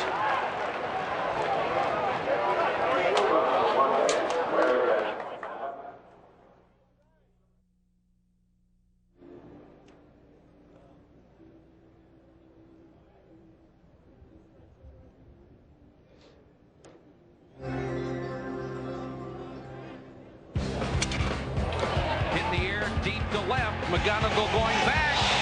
Billy McGonigal! What a catch! McGonigal will make the catch. I don't know if even his great arm can make it a play. He does! Holy cow, what a throw! Left fielder Billy McGonigal of Arizona State. Last year, this year, it is this young man, Alex Cora. 56 double plays he's been involved with. Using a glove given to him by Ozzie Guillen. And he wears number 13 proudly on his Miami uniform. 5-1 USC. Designated hitter Paul Cruz leading it off for the Trojans. Trojans getting into the meat of their batting order, 2, 3, and 4. Hit to center. Hanging up there for Thompson. A long way to run, and he makes the catch. Good play by Bruce Thompson. And the wind had its effect on that fly ball. Wind knocking that ball down on a slice ball to left center from the left-handed hitting Paul Cruz. He inside outs the ball, slices it, the ball's dying, and a nice catch by Thompson. A little bit of an ice cream cone. A little bit. He gives a thumbs up, but his heart's pounding.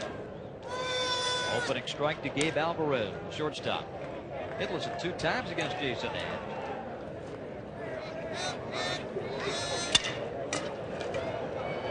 Gomez. The flex ball. 2 outs.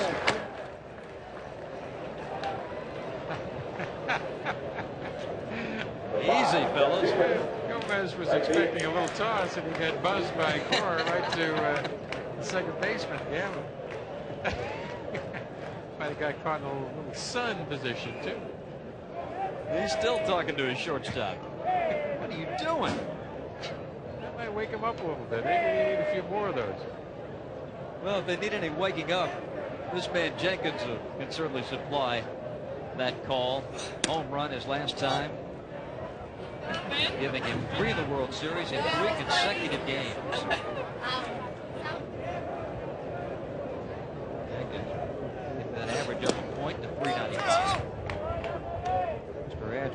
carefully here, 2-0. Quite sure he's going to work him very carefully. He remembers he got the ball up on him. He's going to really work it down. Bill Garner, we'll get him to Milwaukee as fast as we can. That's right. Jeff Jenkins, the 9th pick of the first round to Milwaukee. And it's ball 4. Edge walks it on 4 pitches. 3rd walk allowed by Jason.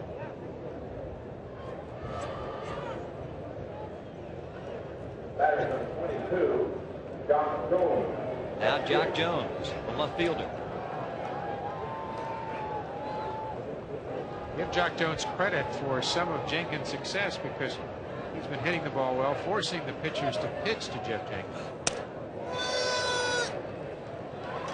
0-1.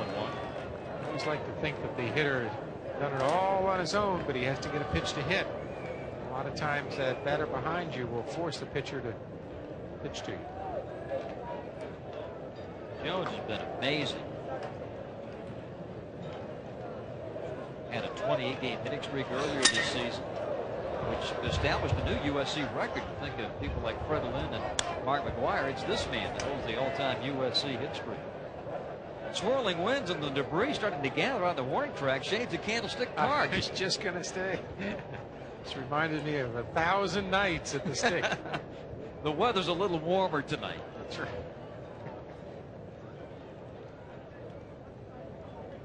0-2 to Jones. Got him swinging. Busts him with a fastball up there. And that strikeout is the 4th for Jason Edge.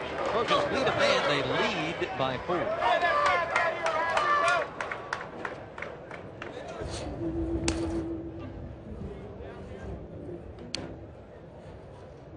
That may be the only baseball that hasn't been hit for a home run yet here at the World Series.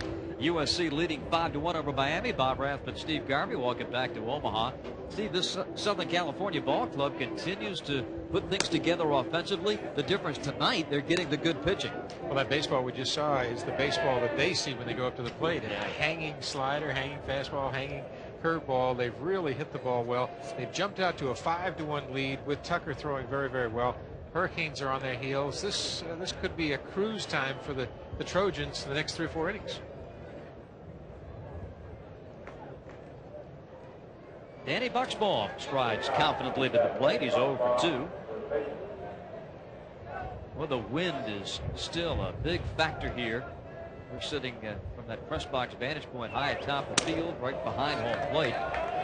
Those flags you can see there ripping out there in center field.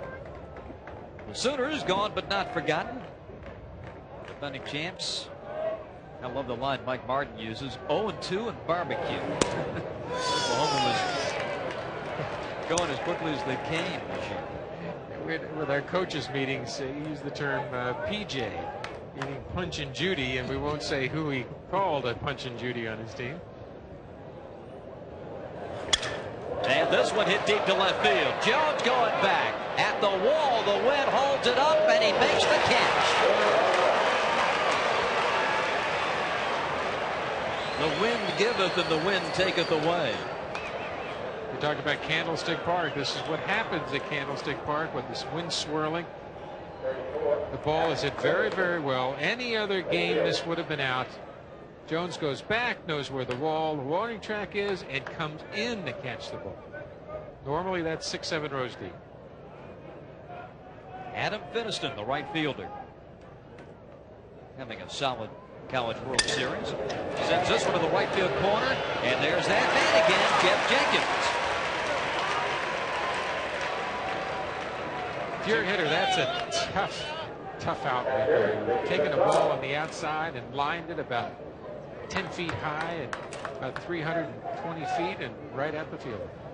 Chip Morris a little frustrated right now. He's trying to think of something, but he's telling his guys hit the ball hard. They hit it hard right at him. We're up in the wind. These 2 fly ball outs here by Bucksbaum and Finiston. Not the best balls that have been hit off Tucker tonight. That's right. Now Gonzalez runs up. Joe's bunt draws the cornerman in for a strike. One of Ben Tucker's strengths, Bob, has always been to to go a good 5 innings, maybe 6 innings on his own.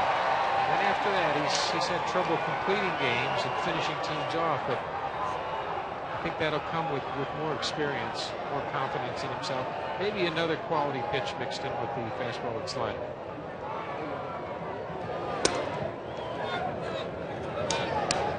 Base is empty and 2 outs.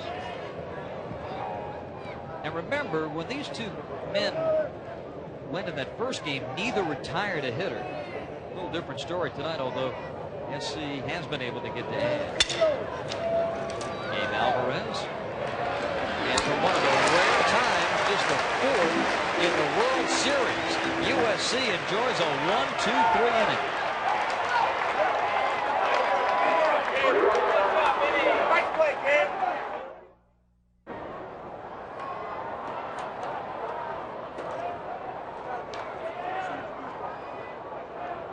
All smiles on that USC bench. Trojans 5, Hurricanes 1. Bottom of the 6th inning here at Rosenblatt Stadium. Bob Rathman, Steve Garvey, Larry Conley, happy to have you with us on this Wednesday night, wherever you may be. Chad Muller, the catcher, leading it off. That TV dude, you're never quite sure where he is, but he's lurking. He's coming up with something interesting, I'm quite sure.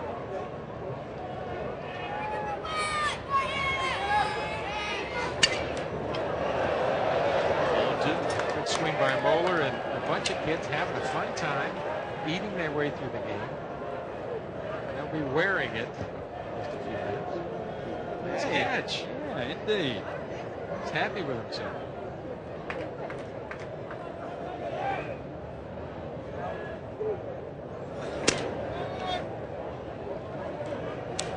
All the 2 strikes.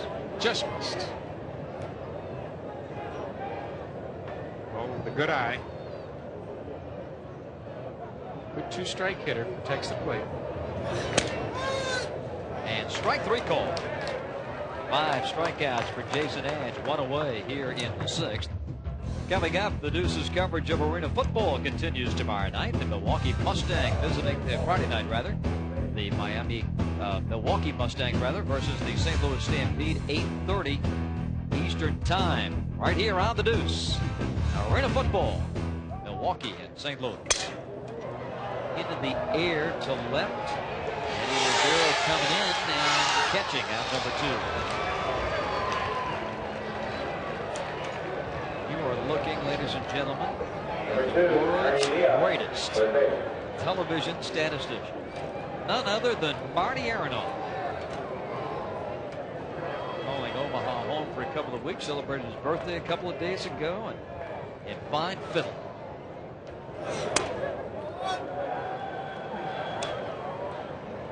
One ball to no strikes on Ernie Diaz. USC is out hit Miami 6-4. They lead it 5-1. Deep to right. Finished it back to the track to the wall. And gone.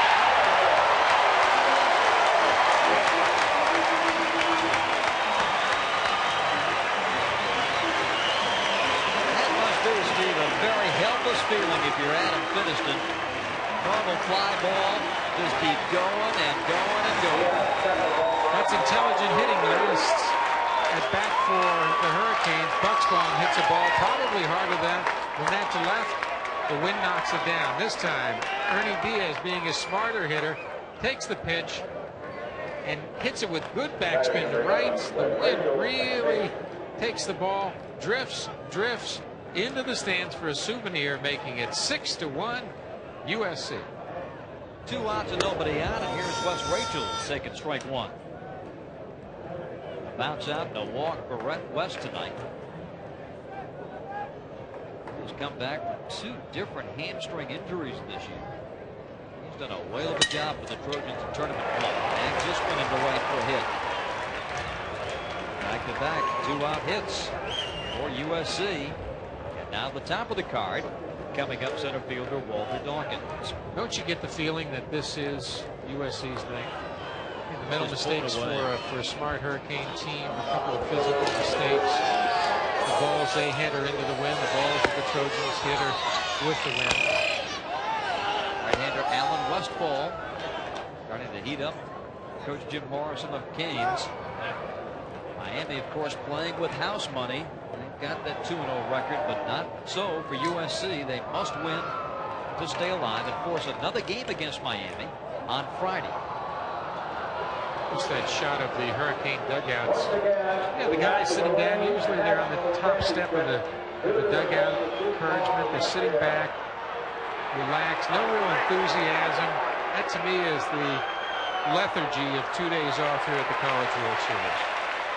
Anybody will tell you you've got to play at least every other day to keep sharp. College World Series standings.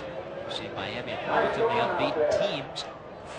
And the challenge for the Trojans and Volunteers to knock them off and stay alive. The winners of the brackets head to head for the national championship.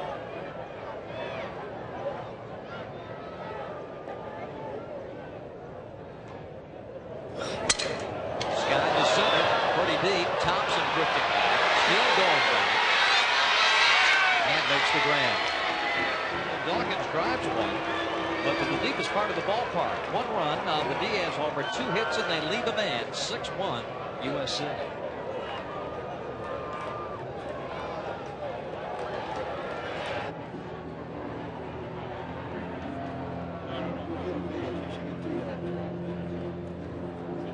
USC 6 runs, 8 hits, 2 errors. Miami 1 run, 4 hits, and 1 error as we go to the top of the 7th. The one constant of this series, the home run.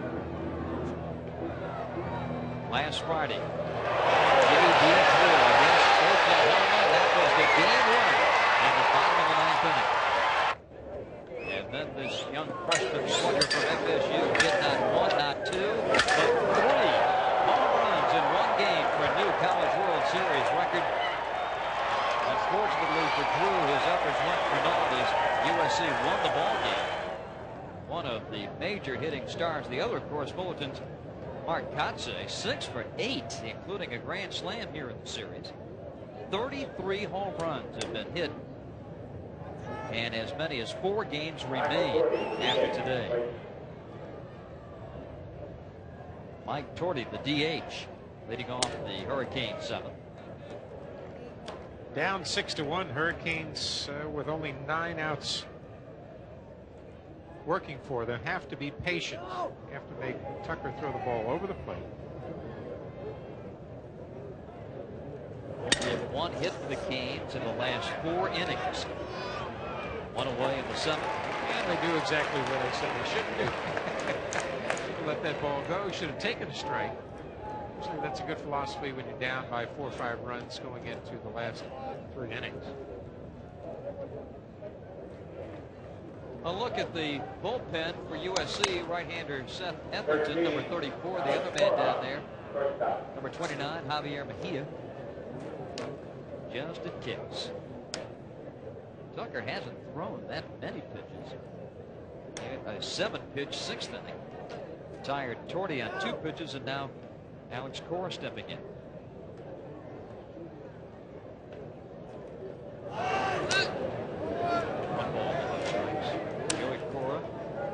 Brother, of course, now with the Seattle Mariners, and Joey really taking over the father role in that family. Alex's dad, Jose, died when Alex was just 13. Alex's mom is here to watch him play here at the World Series. Alex keeps it up. Joey will be known as Alex Cora's brother. Yes. Well, you just absolutely love the way this kid handles himself. Sugar come to mind? Yeah, I think he's been the cotton candy machine. Young children. That was the dodo move, the dodo walk. I'm not familiar with that. Court's only 11 months old. Ryan does that a lot. We mentioned the pitch count for Tucker. He has hit 100 here in the 7th inning. 103 to be exact. A ball and 2 strikes. And Cora remains alive. Even this bat, this sequence of pitches to Cora. Cora took ball 1, then he had a weak swing at the next pitch. He shouldn't take a strike. Make sure that he gets a strike before he goes up there and swings. This is just a lack of concentration and discipline by the Hurricane. This is atypical of the way they play their offensive game. 2 balls, 2 strikes. Miami had a great pitching performance from J.D. Arteaga. A complete game win over FSU. Stymied tonight by Ben Tucker of USC. To right field, and Jenkins makes the grab. 2 gone. 2 away here in the 7th inning. Let's check in with Larry Conley. Larry, you have the advantage of being down in the field. What's the wind like down there where you are? Well, Bob, I've heard you and Steve talking about this wind all evening, and I think it's stronger tonight than I've seen it during this whole College World Series. It's interesting to watch the outfielders because left and center, the way the wind is blowing right now, are playing much shallower than they usually do. But I was looking at Jenkins in right field, and he's backed up maybe about 10 steps from the wall. I think a pretty good defensive move on his part. Indeed. And the way things are going for the Trojans, really, he has to just stand in one spot and they'll hit it to him. They've hit some mean line drives out there, and he's just been standing there, pounds the mitt, makes the catch. Jenkins has been busy. He's caught 5 balls tonight. This one to center, second fast. Dawkins can't get to it and drop in for a base hit. Rick Gama with a 2-out single to center for Miami. The Hurricanes continue to go up swinging. Gama takes a tough inside pitch, fights it off. Top spin. Well, see, he gets his hands in. When you bring your hands in, you bring the head of the bat through much quicker.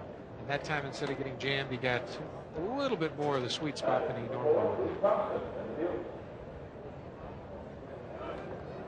Bruce Thompson, been the starting center fielder, starting outfielder, I should say, every year in his Miami career. Senior from Brandon, Florida. 1 for 3 at the plate tonight. Opening strike from Ben Tucker.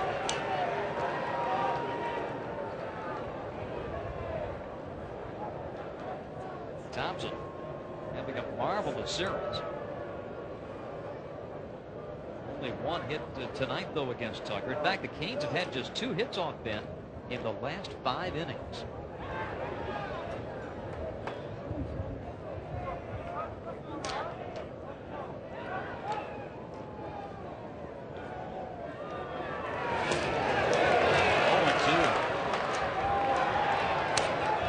Tight slider that time. Really made Thompson go after it. No balls, 2 strikes, 2 out. Hurricanes continue to dig themselves a big hole. Time running out. Only 7 outs left for the Hurricanes.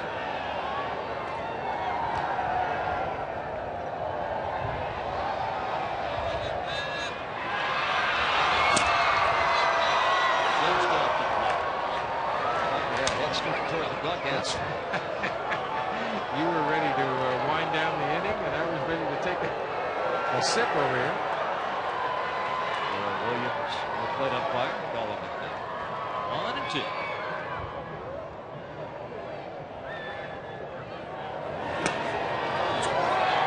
That didn't miss much either. Ben Tucker keeping the ball down. We talked about it as a prerequisite for doing well this evening at the top of the game. He's done it amazingly well. Only 2 hits over the last 5.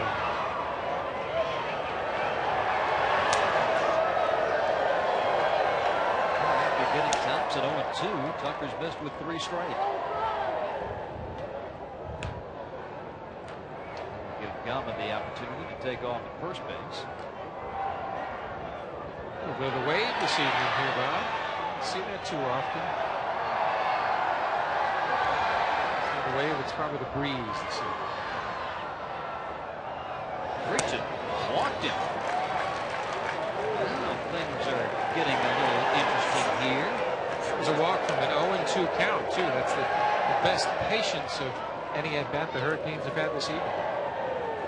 Well, the plot thickens. Tucker wasn't real pleased. Not with that particular call by the plate umpire, but with the pitches previous when he had him 1-2 and 2-2, he thought he had him struck out. First and second now, and 2 gone, and third baseman Rudy Gomez is next. Sacrifice, a bounce out, an infield hit.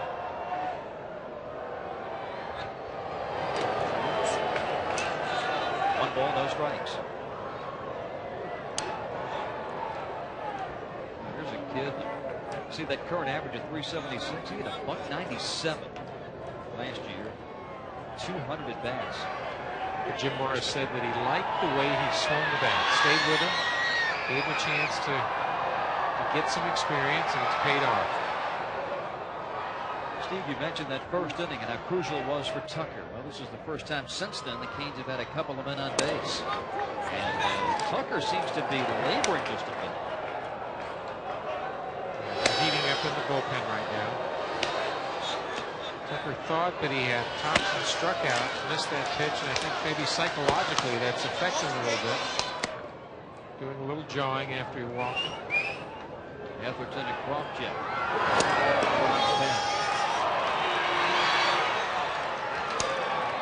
2-1. Gomez with the power to put the Hurricanes back within a couple of runs.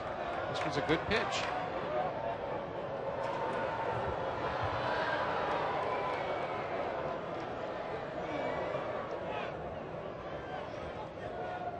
Hurricanes have to make him get the ball up. And down the line, it's a fair ball. Coming around is Gama to score. And they're going to hold Thompson at third as Jenkins fires it in on a hop.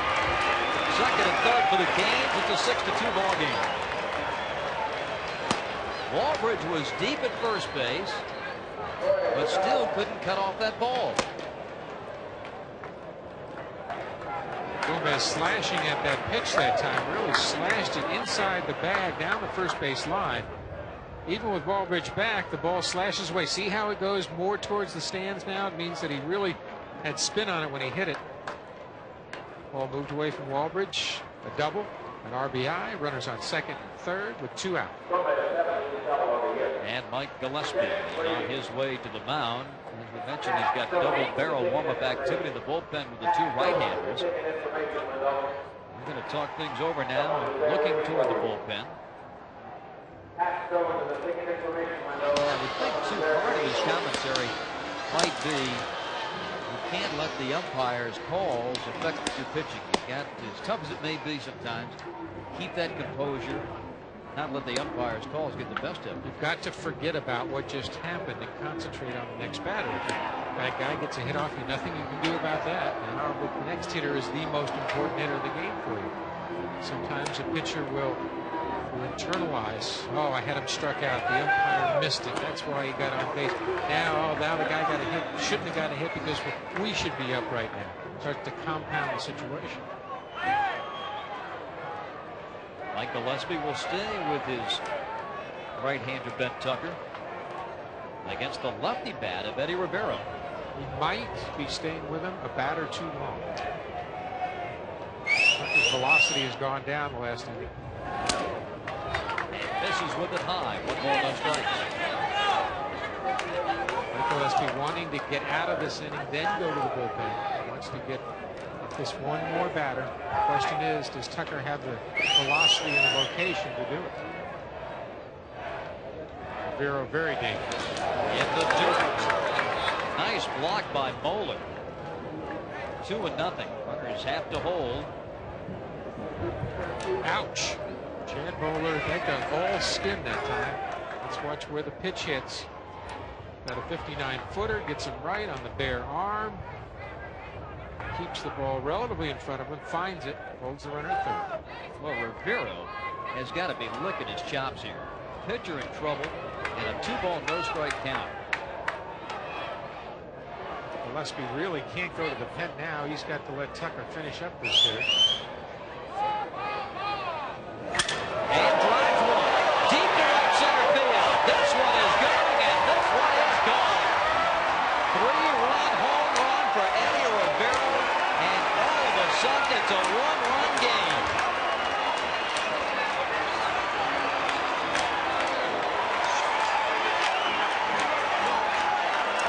Three-run home run for the Canes left fielder, his 8th home run of the season.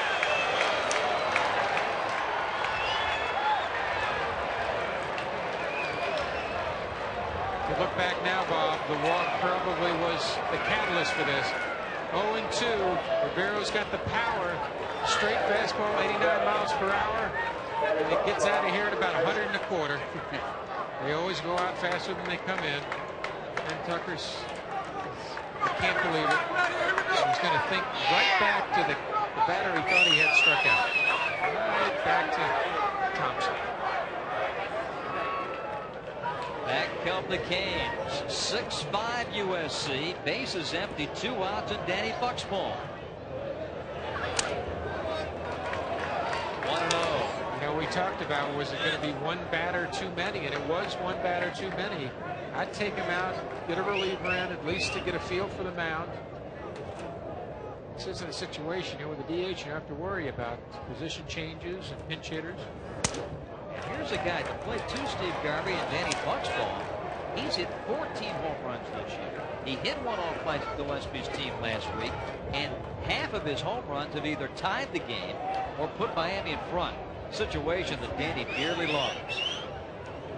He missed one before simply because he hit it into a 20-mile-per-hour gale at left field. It would have been a normal home run here on last night, night before, Friday night, anytime during this College World Series. With Tucker throwing the ball without any movement and at good hitting speed, Trojans are in trouble. They call a strike and pull Bucksbaum back to the ditch. Well, Southern California was cruising, leading 6-1 coming to the 7th. They must win to stay alive. But the Canes have come back. A big 3-run home run by Eddie Rivero to make it a 6-5 game. Hitters count again, 3-1, 2 outs. Got to come back in. And drives this one deep to left field. The wind is going to hold it up, bring it back, and catching it at foul ground is Jack Jones. That is twice that Bucksbaum has hammered one to left, only to have the wind taken away.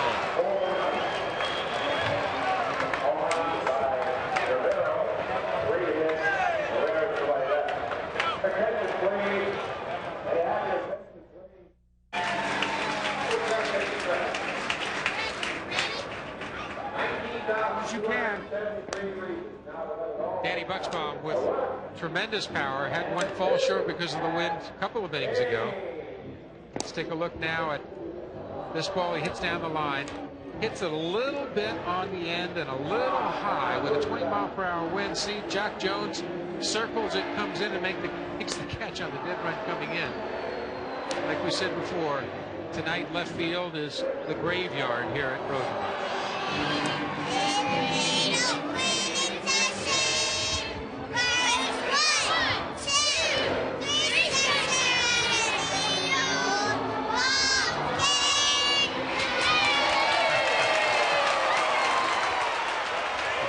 Shirley New pitcher for Miami is Alan Westfall, making his 2nd World Series appearance. He worked in the previous game against UNC, gave up 4 hits in 2 and 2/3 innings of pitching, no runs. First man that he faces is Paul Cruz. 6 innings for starter Jason Edge. 6-5 USC in the bottom of the 7th.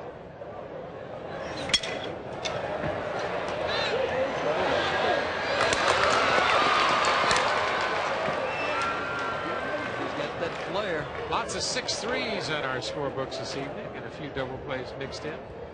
What he does so well as a shortstop is he really lets the ball get to him and he gives with it. I see the glove come back. You know, he fields it off to the side. He doesn't always get directly in front of it. That means he has one thing that is excellent above all else, and that's body balance. Gabe Alvarez is 0 for 3 tonight. Cora has handled 7 chances in this game. Behind the plate, will the wind bring it back for Gonzalez? No. Alvarez 0-2, but you feel a shift of momentum in this game. With one swing of the bat, that's the theme of this College World Series. The booming bats. That time Rivero taking a 2-0 pitch and just planting it right center for 3-run home run.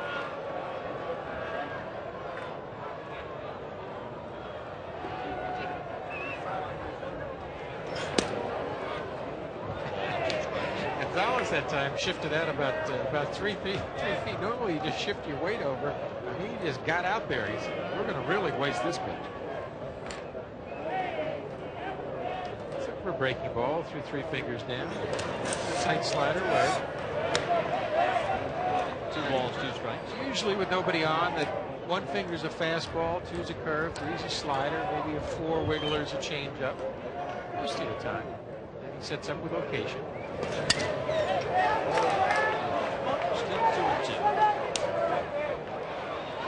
Down to the Miami pen. Here's Jay Tesmer, their outstanding closer. Boy, things have changed. That Miami dugout is all kind of down on themselves and not much spirit. But boy, that home run has changed things. And you start to get Tesmer hot in the bottom of the 7th.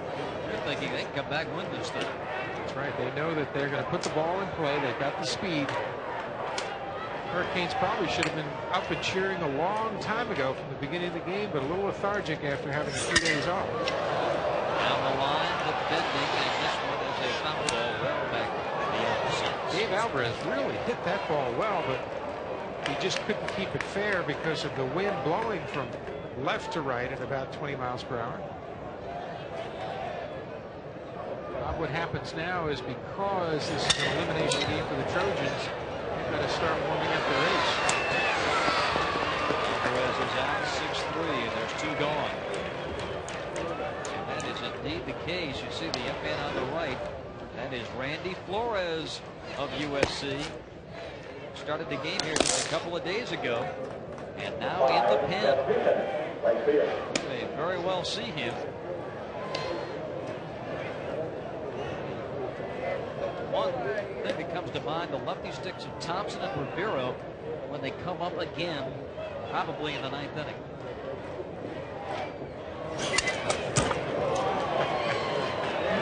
Jeff Jenkins exploding at this pitch. He's not going to take a strike over the plate. Watch this. Compact. Watch him coil. Front shoulder, front knee. Just explodes out of there. That's a backcracker right there. Everything's loose in that spinal column. Chiropractor's dream. I would never start him out with a fastball. I'd spin something up there because you know he wants to hit so bad. He's going to jump at that ball.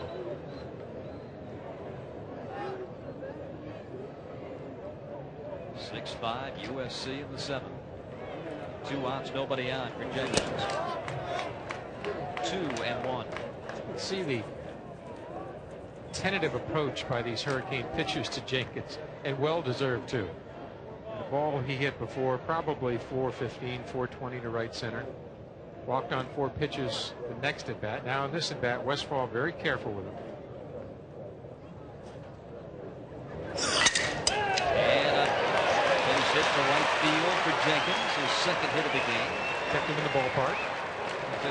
Miami probably figures that's a little bit of a victory. That's a victory right there. That's. You can see it in the eyes of the great hitters and great college hitters. He is focused. He's got vision instead of sight. He's really focused on the ball, the spin, the location, the angle. He just rips it right in the hole. Jock Jones is 1 for 3. Hurricanes have to be careful. They can't let this slip away now with 4 and 5 hitters who've been very, very effective. They've got a couple of quick outs. They can't let Jones really drive one. They're within 1 now. They're back in the ball game. Jock went 2 for 4 against Miami in the first meeting. And it is fouled away. 0-2 on Jones.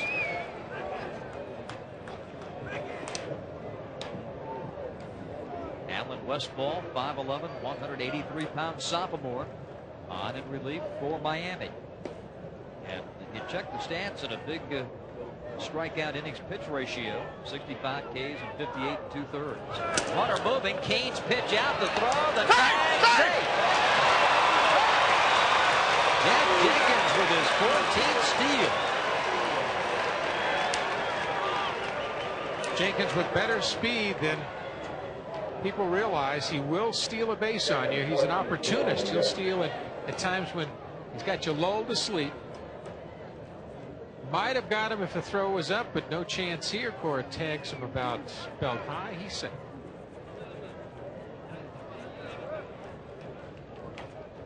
Now you've got a situation here, Steve, with the lefty bat of Jones, first base open, and a right-handed bat on deck in Moeller.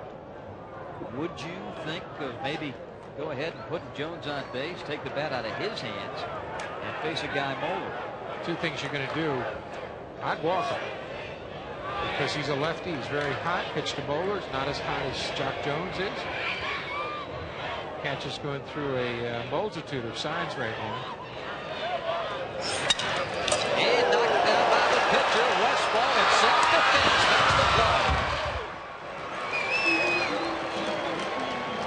Scored 1-3. Alan Westfall had this one come right back at him. But he was able to get enough. Well, he got the knee on it first. Still made the play. Take your time. All police directives on the road. Have a safe trip home.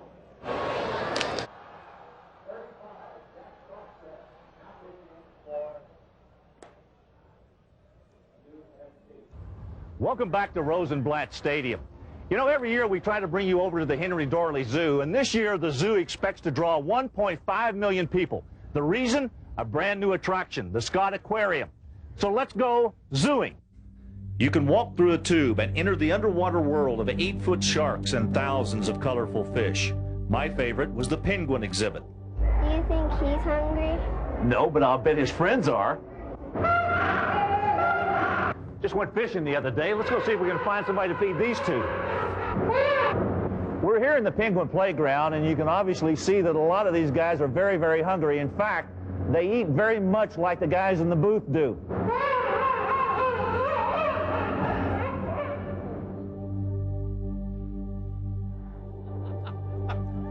The things I do for you guys. The Henry Dorley Zoo gave me this little penguin here simply because they thought I fed the penguins so well and handled them so well. They needed to give me something to remember them by. And I said, guys, I'll take this and thank you very much. Those of you who have a chance, go see the zoo. It's wonderful. I always wondered what happened to Ron Say. He's alive and well. Beniston grounds out, and a new pitcher on the mound, Jack Krawczyk, is on for USC. There's Ron Say, the former Dodger third baseman. And he also has a son that's a very good shortstop for Berkeley. Here is the new man, the freshman from Scottsdale, Arizona. Krawczyk making his third appearance here in the World Series. He's worked 3 2/3, allowing 9 hits and 5 runs. 1-0. USC 6 and Miami 5. Trojans leading by 1 in the 8th. They must win to stay alive. Miami has the luxury of absorbing a loss, but they'd like to win it tonight. Go right on to Saturday's championship game. Gonzalez 0 for 2 with a walk and a run scored tonight. One swing can tie it up for the Hurricanes. They finally found a way to get to Ben Tucker in the 7th inning with 4 runs. Big home run by Rivero.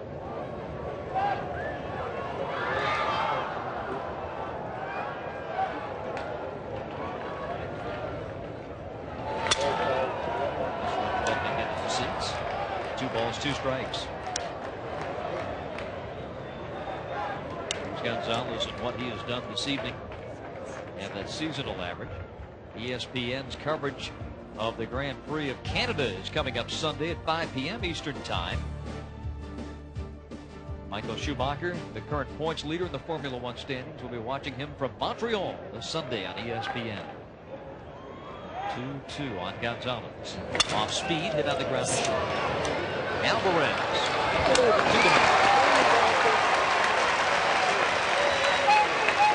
They keep testing Gabe Alvarez. They keep finding out he's one of the best shortstops in college baseball. In the game against Miami, Krawczyk gave up 3 runs and 4 hits and 2 1/3. Has to be a confidence boost for him, Steve, to come right out and get these 2 ground balls in the 8th. Very much so. Keeping the ball down, as we have said time and time again, the key here at Rosenblatt this World Series is to make him hit the ball into the ground. If it gets up in the air, the way the wind's blowing, it's long gone. Torte, the DH, 1-2, a walk, a single, and a bounce out to second. With 4 outs left for the Hurricanes, you really can't take a nothing fastball over the plate like that. You've got to go up there swinging.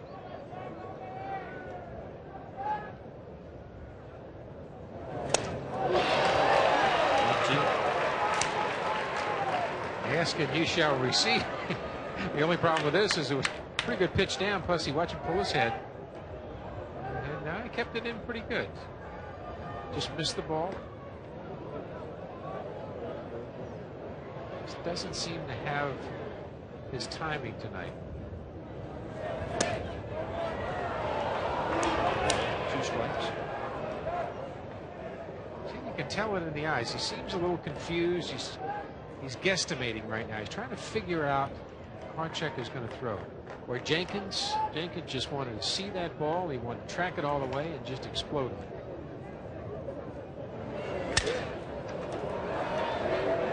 Torrey hangs in there, 1-2. See in the eyes. Pupils dilated bigger, trying to get a feel for it. Fouls it off again. Knows with 2 strikes, he's got to protect the plate now. He missed a very hittable fastball on the first pitch.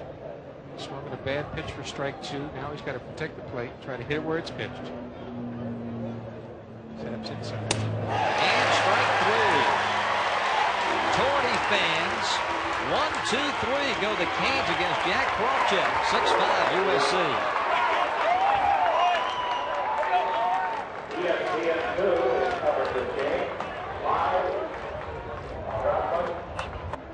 Yeah.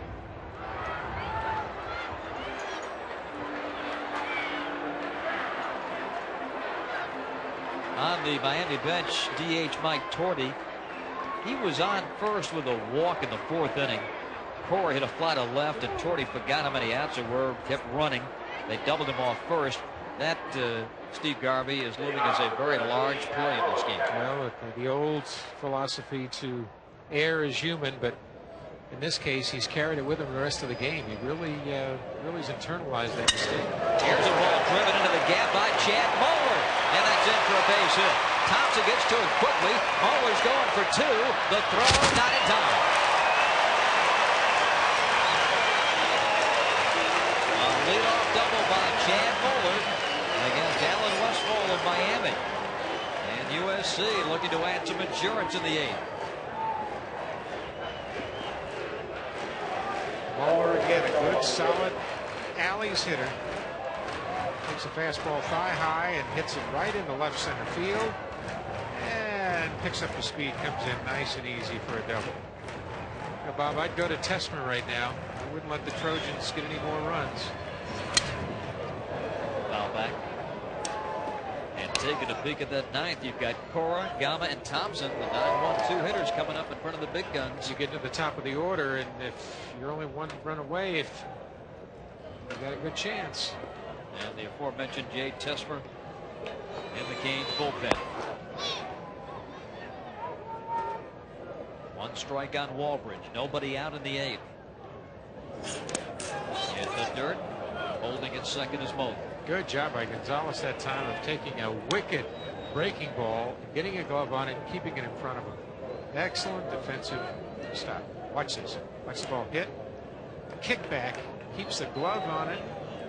Hustles after it. Good job. Walbridge with a single and a double today.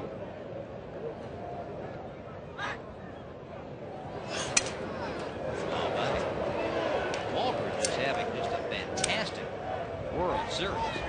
8 base hits, 4 runs batted in. He's hit a home run here in Omaha this week. This is a very tough matchup here for the right-hander Westfall against the lefty batter Walbridge.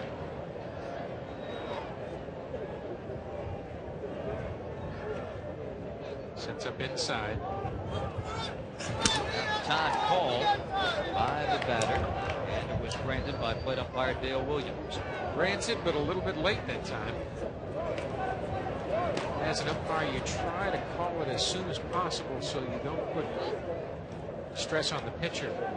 Just let him know before he starts to go home. Sometimes he may stop, may try to hesitate with the arm, and something may give. So do it as soon as you can. Now, Greg Waldridge is a sophomore. You talk about maturation. The series he's had is going to give him a lot of confidence for his last 2 years.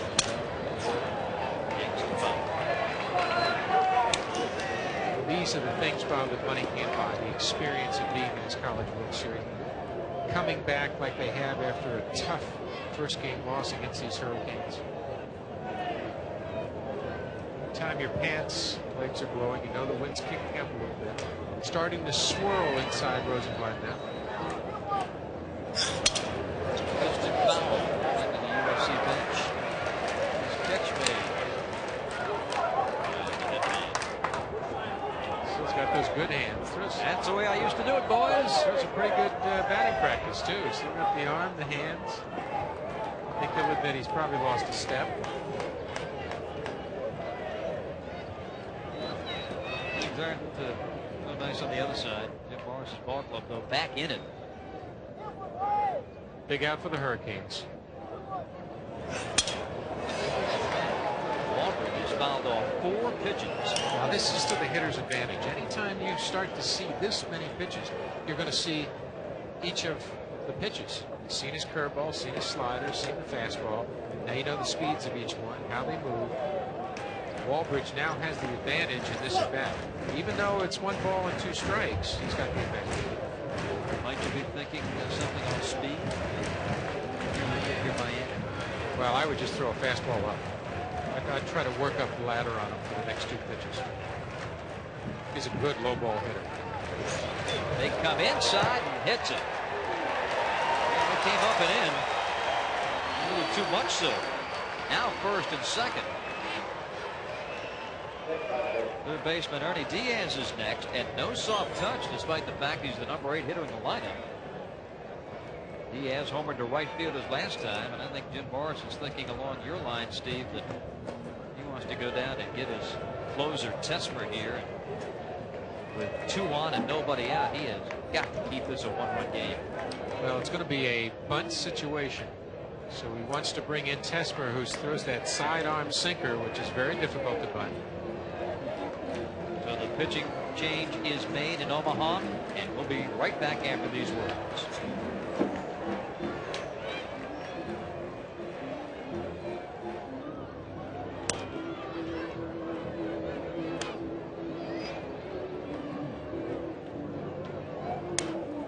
Along with Steve Garvey and Larry Conley, Bob Rathman back at Rosenblatt Stadium with USC leading Miami 6-5 here in the bottom of the 8th inning. And side-arming right-hander Jay Tesmer is on in relief for the Hurricanes. Glittering statistics. You see the ERA, that's 3rd best in the NCAA. He had a save here the other day in the game against Southern California, and Tesmer is on. Now, the Trojans are going to pinch hit here.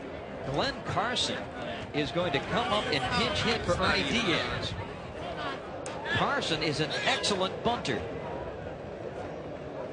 So if you're thinking bunt, you got to be thinking maybe first base side rather than third because of the way Tesmer falls off the mound. Tesmer's going to fall off to the third base side. Buxbaum is really back. He's got to get in farther. I wouldn't play back that far at first base. Gore is giving the signals in the infield now. He's quarterbacking. He's going to come in.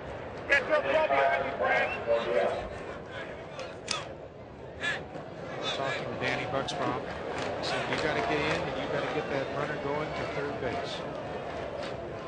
They'll try to keep Rudy Gomez back if they can. Here's Carson squaring around, and a big throw back to second. Chad Moeller is the man there. Greg Waldridge is the runner for the Trojans at first base. There's a variety of plays that you can be put on now. Third baseman charging, shortstop covering third. Shortstop could be faking. And then going to third. He's trying to keep him close. And that hits him. Bases loaded. Tesmer came well in, and Carson took one for the team. Back-to-back hit batsman.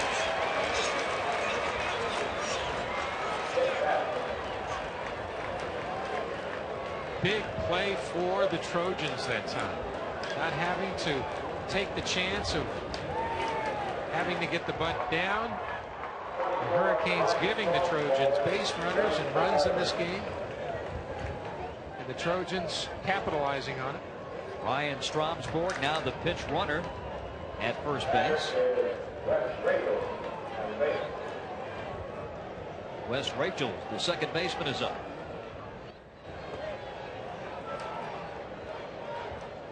Bases loaded, nobody out. And Tesmer misses low. 1-0. Nobody out, infield in. Hurricanes have to try to cut off the run at the plate.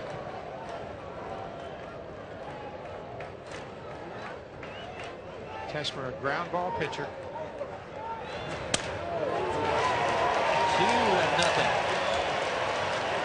I think that pitch fooled the home plate umpire that time. That was right over the heart of the plates. Like it was above the knees from here.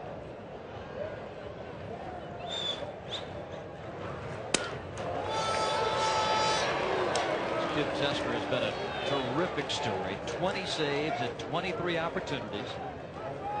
He saved all 4 wins for Miami in the regional. He was the MVP. Gave up just 1 run in 5 1/3. Now he's trying to stick his finger in the hole in the dam. Rachel's at 2 balls and 2 strikes. At 2-2, Tesmer has him set up for that sidearm slider this time. He's thrown him 4 sinkers in a row. Field in, bases loaded, nobody out. Bottom of the 8th. 6-5 Trojan. And a little excuse me roller. They are not going to get anybody. Run scores. 7-5. Confusion with the second baseman, and it cost him a run.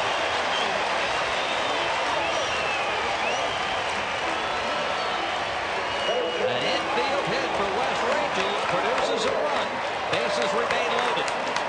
He sets him up for the slider at 2-2. Throws a great slider. Rachels gets fooled and check swings the ball in the perfect location. Watch it. Check swing. Tesmer falls off to third base. Can't get it. Gama comes in. He can't field it. The run scores. Bases loaded again. Nobody out. 7-5 USC. It looked like Gama was going to think of come in and make a bare hand pickup and come to the plate. That's right. Couldn't execute it. Screened out by Tesmer. Swing and a miss by Walter Dawkins. The infield remains in for Miami. Walter trying to make him pay. He's hit into 2 double plays tonight. Nobody out.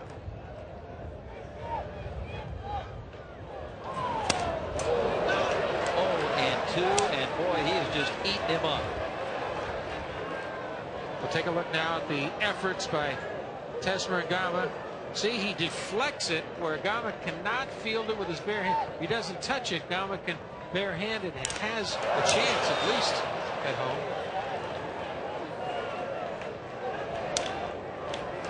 You see, that's the greatness of this game. Pitcher throws a perfect pitch, sticks out his bat. Bat hits the ball, puts it in play at least, and the batter has a chance. 0-2 on Dawkins. What, this would be a huge strikeout, would it not be, Steve? You could get Dawkins here. Yes, it would. 1 away. Now you've got a chance for a double play ball to get you out of the inning.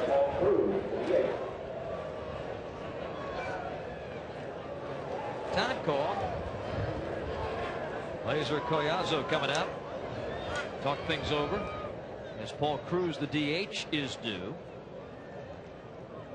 Tomorrow afternoon on ESPN, the College World Series continues. The Cal State Fulton Titans, led by hard-hitting Mark Kotsay, take on college baseball's Player of the Year, Todd Helton of the Tennessee Volunteers. 3:30 Eastern on ESPN tomorrow. The Volunteers, with that 1 loss, facing elimination with another defeat. Fullerton unbeaten at 2-0. And as the #1 team in the country, the #1 seed in the tournament, everyone around the ballpark, after watching the play for the better part of the last week, figuring the Titans are indeed the team to beat. Long conversation on the hill. No threat, of course, of a pitching change. They've got just who they want out there, but they're talking situations. Now, if you're the Hurricanes, do you still stay in or do you play for the double play? You have second and short, play back a little bit. Well, you've got a ground ball pitcher. Cruz, a guy who's hit the ball on the ground twice. Yeah. So Gama and Cora back in double play depth. They're taking a big chance, but they're trying to get out of this with a double play. Cora bird dogging at second. Forces the pinch runner Stromsburg back. Does the fact that it's a 2-run game change your thinking in playing for 2? It's a 1-run game in the 8th. Do you maybe play him in? I don't think it matters whether it's 1 or 2 runs. They feel right now that they've got to get the double play. They got the right guy on the mound, the right batter up at the plate, and the right guy at shortstop. The right guy at shortstop to turn it. But they're still in serious trouble. Bases loaded, 1 out. Cora picks up everything. They really put themselves in this situation by hitting 2 batters back to back, Walbridge, Carson. Fouled at the plate.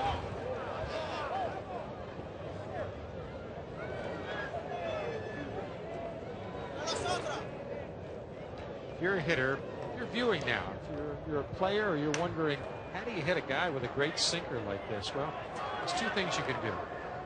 The first one, obviously, is move up in the box so that you're taking the ball higher. It's like in tennis, they say, boy, he took the ball at the height of the bounce and really smashed it back. That's what you can do there. The other thing is to move a little bit closer to the plate and drop your hands. If you drop your hands, that means you're going to have them lower, be a better low ball hitter. Cruz fouled off that last pitch. Let's see what happened here. Lifts that leg way high, takes a swing, hits on top of it, comes off the back foot and toe. Ouch. It's known as a number right there. That area just goes numb. Not a lot to protect the toes. Talking about the chance for a double play. Well, Cruz has grounded into 9 double plays this season. This will be tough to turn here. It's going to bounce foul. A big break for Miami. 0-2 on Cruz. Now you hope Buxbaum was yelling, let it go, because even if they fielded it, they had no play at home plate that time. So fortunately, it took the kick foul. Let's take a look. Hit, kicks on the edge, goes foul.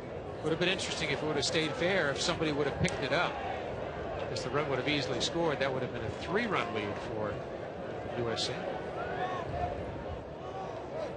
0-2 on Paul, 1-2 rather on Paul Cruz, with 1 out here in the 8th. Good time for the sinker away.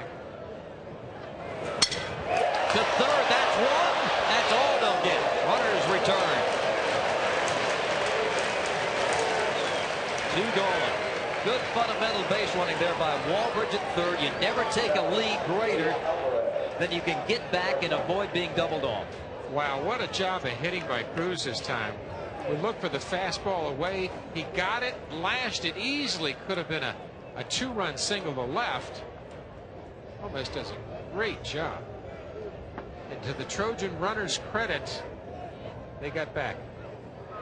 Easily been a double play. Gabe Alvarez is 0 for 4.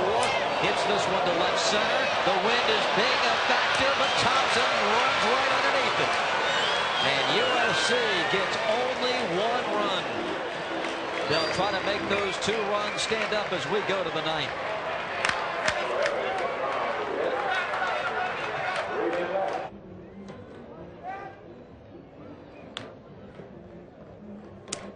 Here in the 9th inning, the Hurricanes will send up the 9, 1, and 2 men, Cora, Gama, and Thompson. And you see there what they've done tonight, all 3, 1 for 3. And a new third baseman, the pinch runner Ryan Stromsburg, stays in to play third. A 2-run differential changes your offensive thinking. You just can't go up there playing for the 1-run to tie. And of course, being the visiting team, you're thinking maybe you're going to need 2 runs if it was a 1-run game. But here's Morris and company coming to bat down 7-5. Let's see if the Hurricanes take a strike now, down by 2 runs. You usually take a strike until you have the tying run at the plate. Alex Cora usually likes to work the pitcher. 1 for 3 as Mr. Cora, his single came to right field. The Trojans bullpen, they've got Randy Flores, the left-hander, Seth Etherton, the right-hander.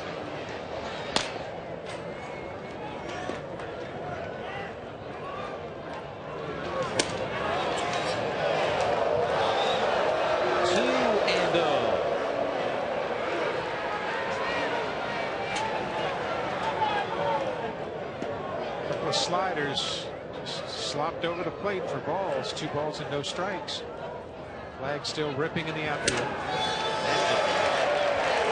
2-1. Wind up to about 25 miles per hour now. Left to right. Hurricanes take their strike. Cora's got to go to hitting now.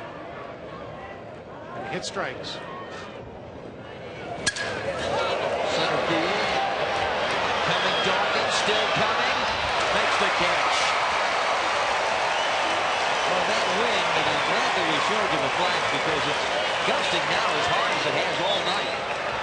And that's really giving the outfielders and the infielders on these pops and flies a lot to contend with. The veteran Dawkins stayed with that ball. He's been looking at the flags, playing in probably about 4 or 5 steps closer to second base than normal. That's why he made that catch. Rick Gama now with 1 out and nobody on. Boy, I've been impressed with this young man, Jack Project. After getting knocked around pretty good in his previous 2 appearances in the World Series, he's retired all 4 men that he's faced. Well, he's come back like Tucker did in this game. Tucker pitched very, very well for just about 6 innings. Redemption after a very tough first game. In the game last Friday, we had this matchup, Project and Gama, and it was Project striking him out. You think Gama remembers that? I think he does. You bet. All you hitters remember. You don't forget. Popped up. Second baseman Rachels gives way to the shortstop Alvarez. 2 gone in the 9th. And the Trojans are 1 out away from remaining alive here in the World Series. The last hope for Miami is center fielder Bruce Thompson. The Trojans with a win will hand Miami its first loss of the tournament and force a showdown game on Friday between these 2 ball clubs.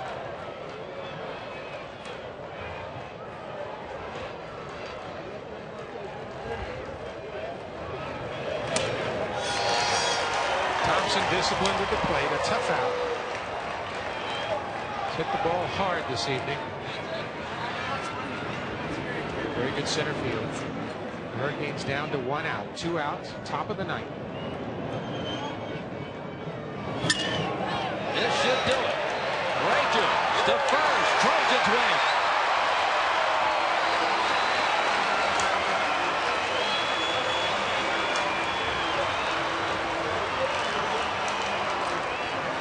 Mike Gillespie takes the hand of Turtle Thomas. They will meet for a 3rd time with the winner to the championship game. USC has won it, gaining a measure of revenge for that 15-10 loss last Friday as the Trojans charge out of the dugout. 7-5 winners over Miami. They live to play another day, and now just 1 win away from the national championship game.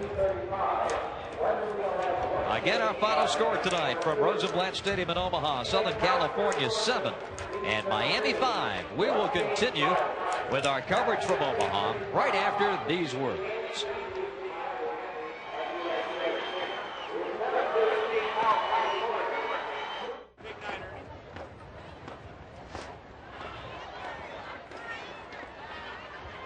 Southern Cal 7 and Miami 5, our final score here tonight. And this, the scene just a moment ago of Alex Cora down in that Miami dugout. He absolutely hates to lose, and you can see it etched on his face right there. Meanwhile, on the other side of the diamond, the Trojans enjoying the victory. Let's go downstairs to Larry Conley. Thanks, Bob. And I am standing here with Mike Gillespie, the head coach here at Southern Cal. And Mike, obviously after that first loss to Miami in the opening round here of this tournament, your club now has come back to win 3 in a row. They must have an awful lot of confidence going right now. Well, we are very, very proud of our guys, and I think that they are kind of building on each big thing that's happened, each big win. I think our guys are playing with confidence. I think we can't wait to get to the yard, and I think most of our guys wish we were playing a doubleheader tonight. How about Ben Tucker, his performance after coming off of that initial loss against Miami? You had confidence in him to get him back in that lineup again and get him on that mountain to start against a club that really devastated him that first night. Well, I think you're right on the mark. We couldn't be prouder of Ben. We're happy for him because he is a guy that has pitched extremely well for us. I think he was very unfortunate on Friday night, and I think that he showed just a great heart, a great competitiveness tonight, and I think a guy we just couldn't be more pleased for or proud of. Well, now you're down to one game to getting into the national championship. Your club has been up and down all year long, but you've been really playing well the last month. Well, we really have, and I think, as you mentioned earlier, why it's a situation that has allowed us to build great confidence. I think that we're getting great production down through our lineup. We're getting big at-bats, a lot of success from guys 1 through 9, and I think that our club feels very, very good about its chances. I think everybody feels good about one another, and I think everybody's prepared to pick one another up. Bob, Steve, and I have been talking a great deal about the wind in this park, and tonight I think it's blowing harder than any night that we've been out here. We certainly haven't seen anything like this here. As a matter of fact, quite the contrary. As anybody that's been watching knows, the wind has been blowing the other way. So it was very uncharacteristic tonight. I thought that both Ben and Jack Krofcheck pitched to the wind very well. Tried with one mistake. Rivero hit a ball that allowed him to pull one, but we tried very hard to keep them from having balls that they could drive to right field. For the most part, I felt that we succeeded very well at that. Yeah, it was a different night tonight. Yeah, Michael, thanks and congratulations. Let me get your pitcher in here tonight who pitched so well. Thank you very much. Ben, can I get you in here? Congratulations on a wonderful night tonight, particularly after that devastation the first night against Miami. Yeah, thanks. I was really looking forward to getting back at those guys. I mean, it'd been it was a horrible performance for me in the first night, so I was really looking forward to getting a second chance against them. Did you have a lot of confidence, and what kind of adjustments did you make in your game tonight versus the first game against Miami? Well, the first game I thought I pitched a little tentatively. I thought I was kind of nibbling a little bit, and tonight I decided to just go out and get after them with what I have and let the chips fall where they may kind of thing. If I was going to be good, I was going to be good, and if not, then at least I laid it on the line. You guys got a lot of offensive support from your batters here. Southern Cal has been really hitting the ball since that first game. You got 10 runs, and you haven't let down.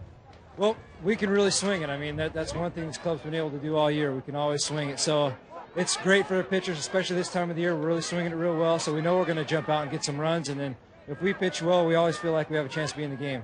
Ben, you went 6 innings tonight. Do you think you would be able to come back on Saturday if they needed you? I think definitely I will be able to. I'll be ready to come back Saturday for sure if we're there. Okay, how about I get Jeff Jenkins in there? He's been hitting a few out of here, huh? Jeff, how you doing?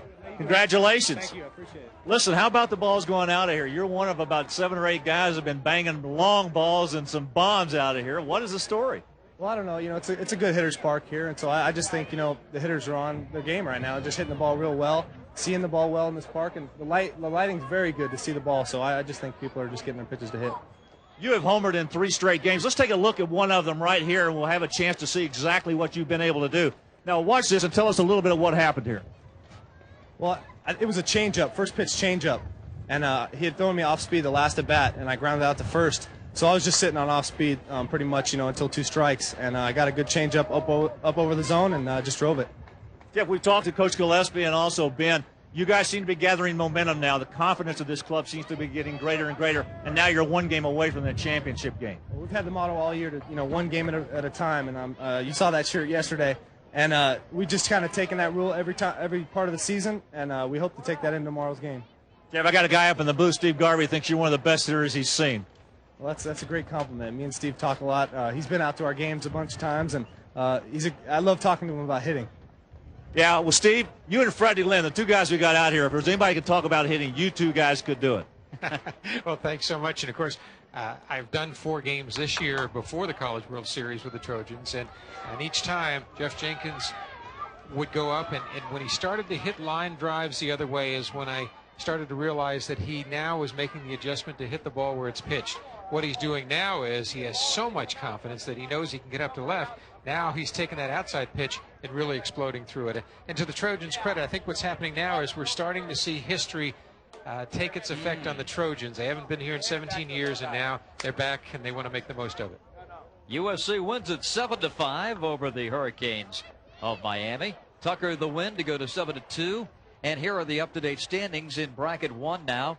You see USC and Miami both with 1 defeat, and they'll go head-to-head Friday for the right to go to the national championship game. And then in bracket 2, Cal State Fullerton at 2-0 and Tennessee 2-1, and they will meet tomorrow with the same scenario. Tennessee must win to stay alive. Fullerton at 2-0, unbeaten. 3:30 tomorrow on ESPN. Stay with us. More coming up in a moment.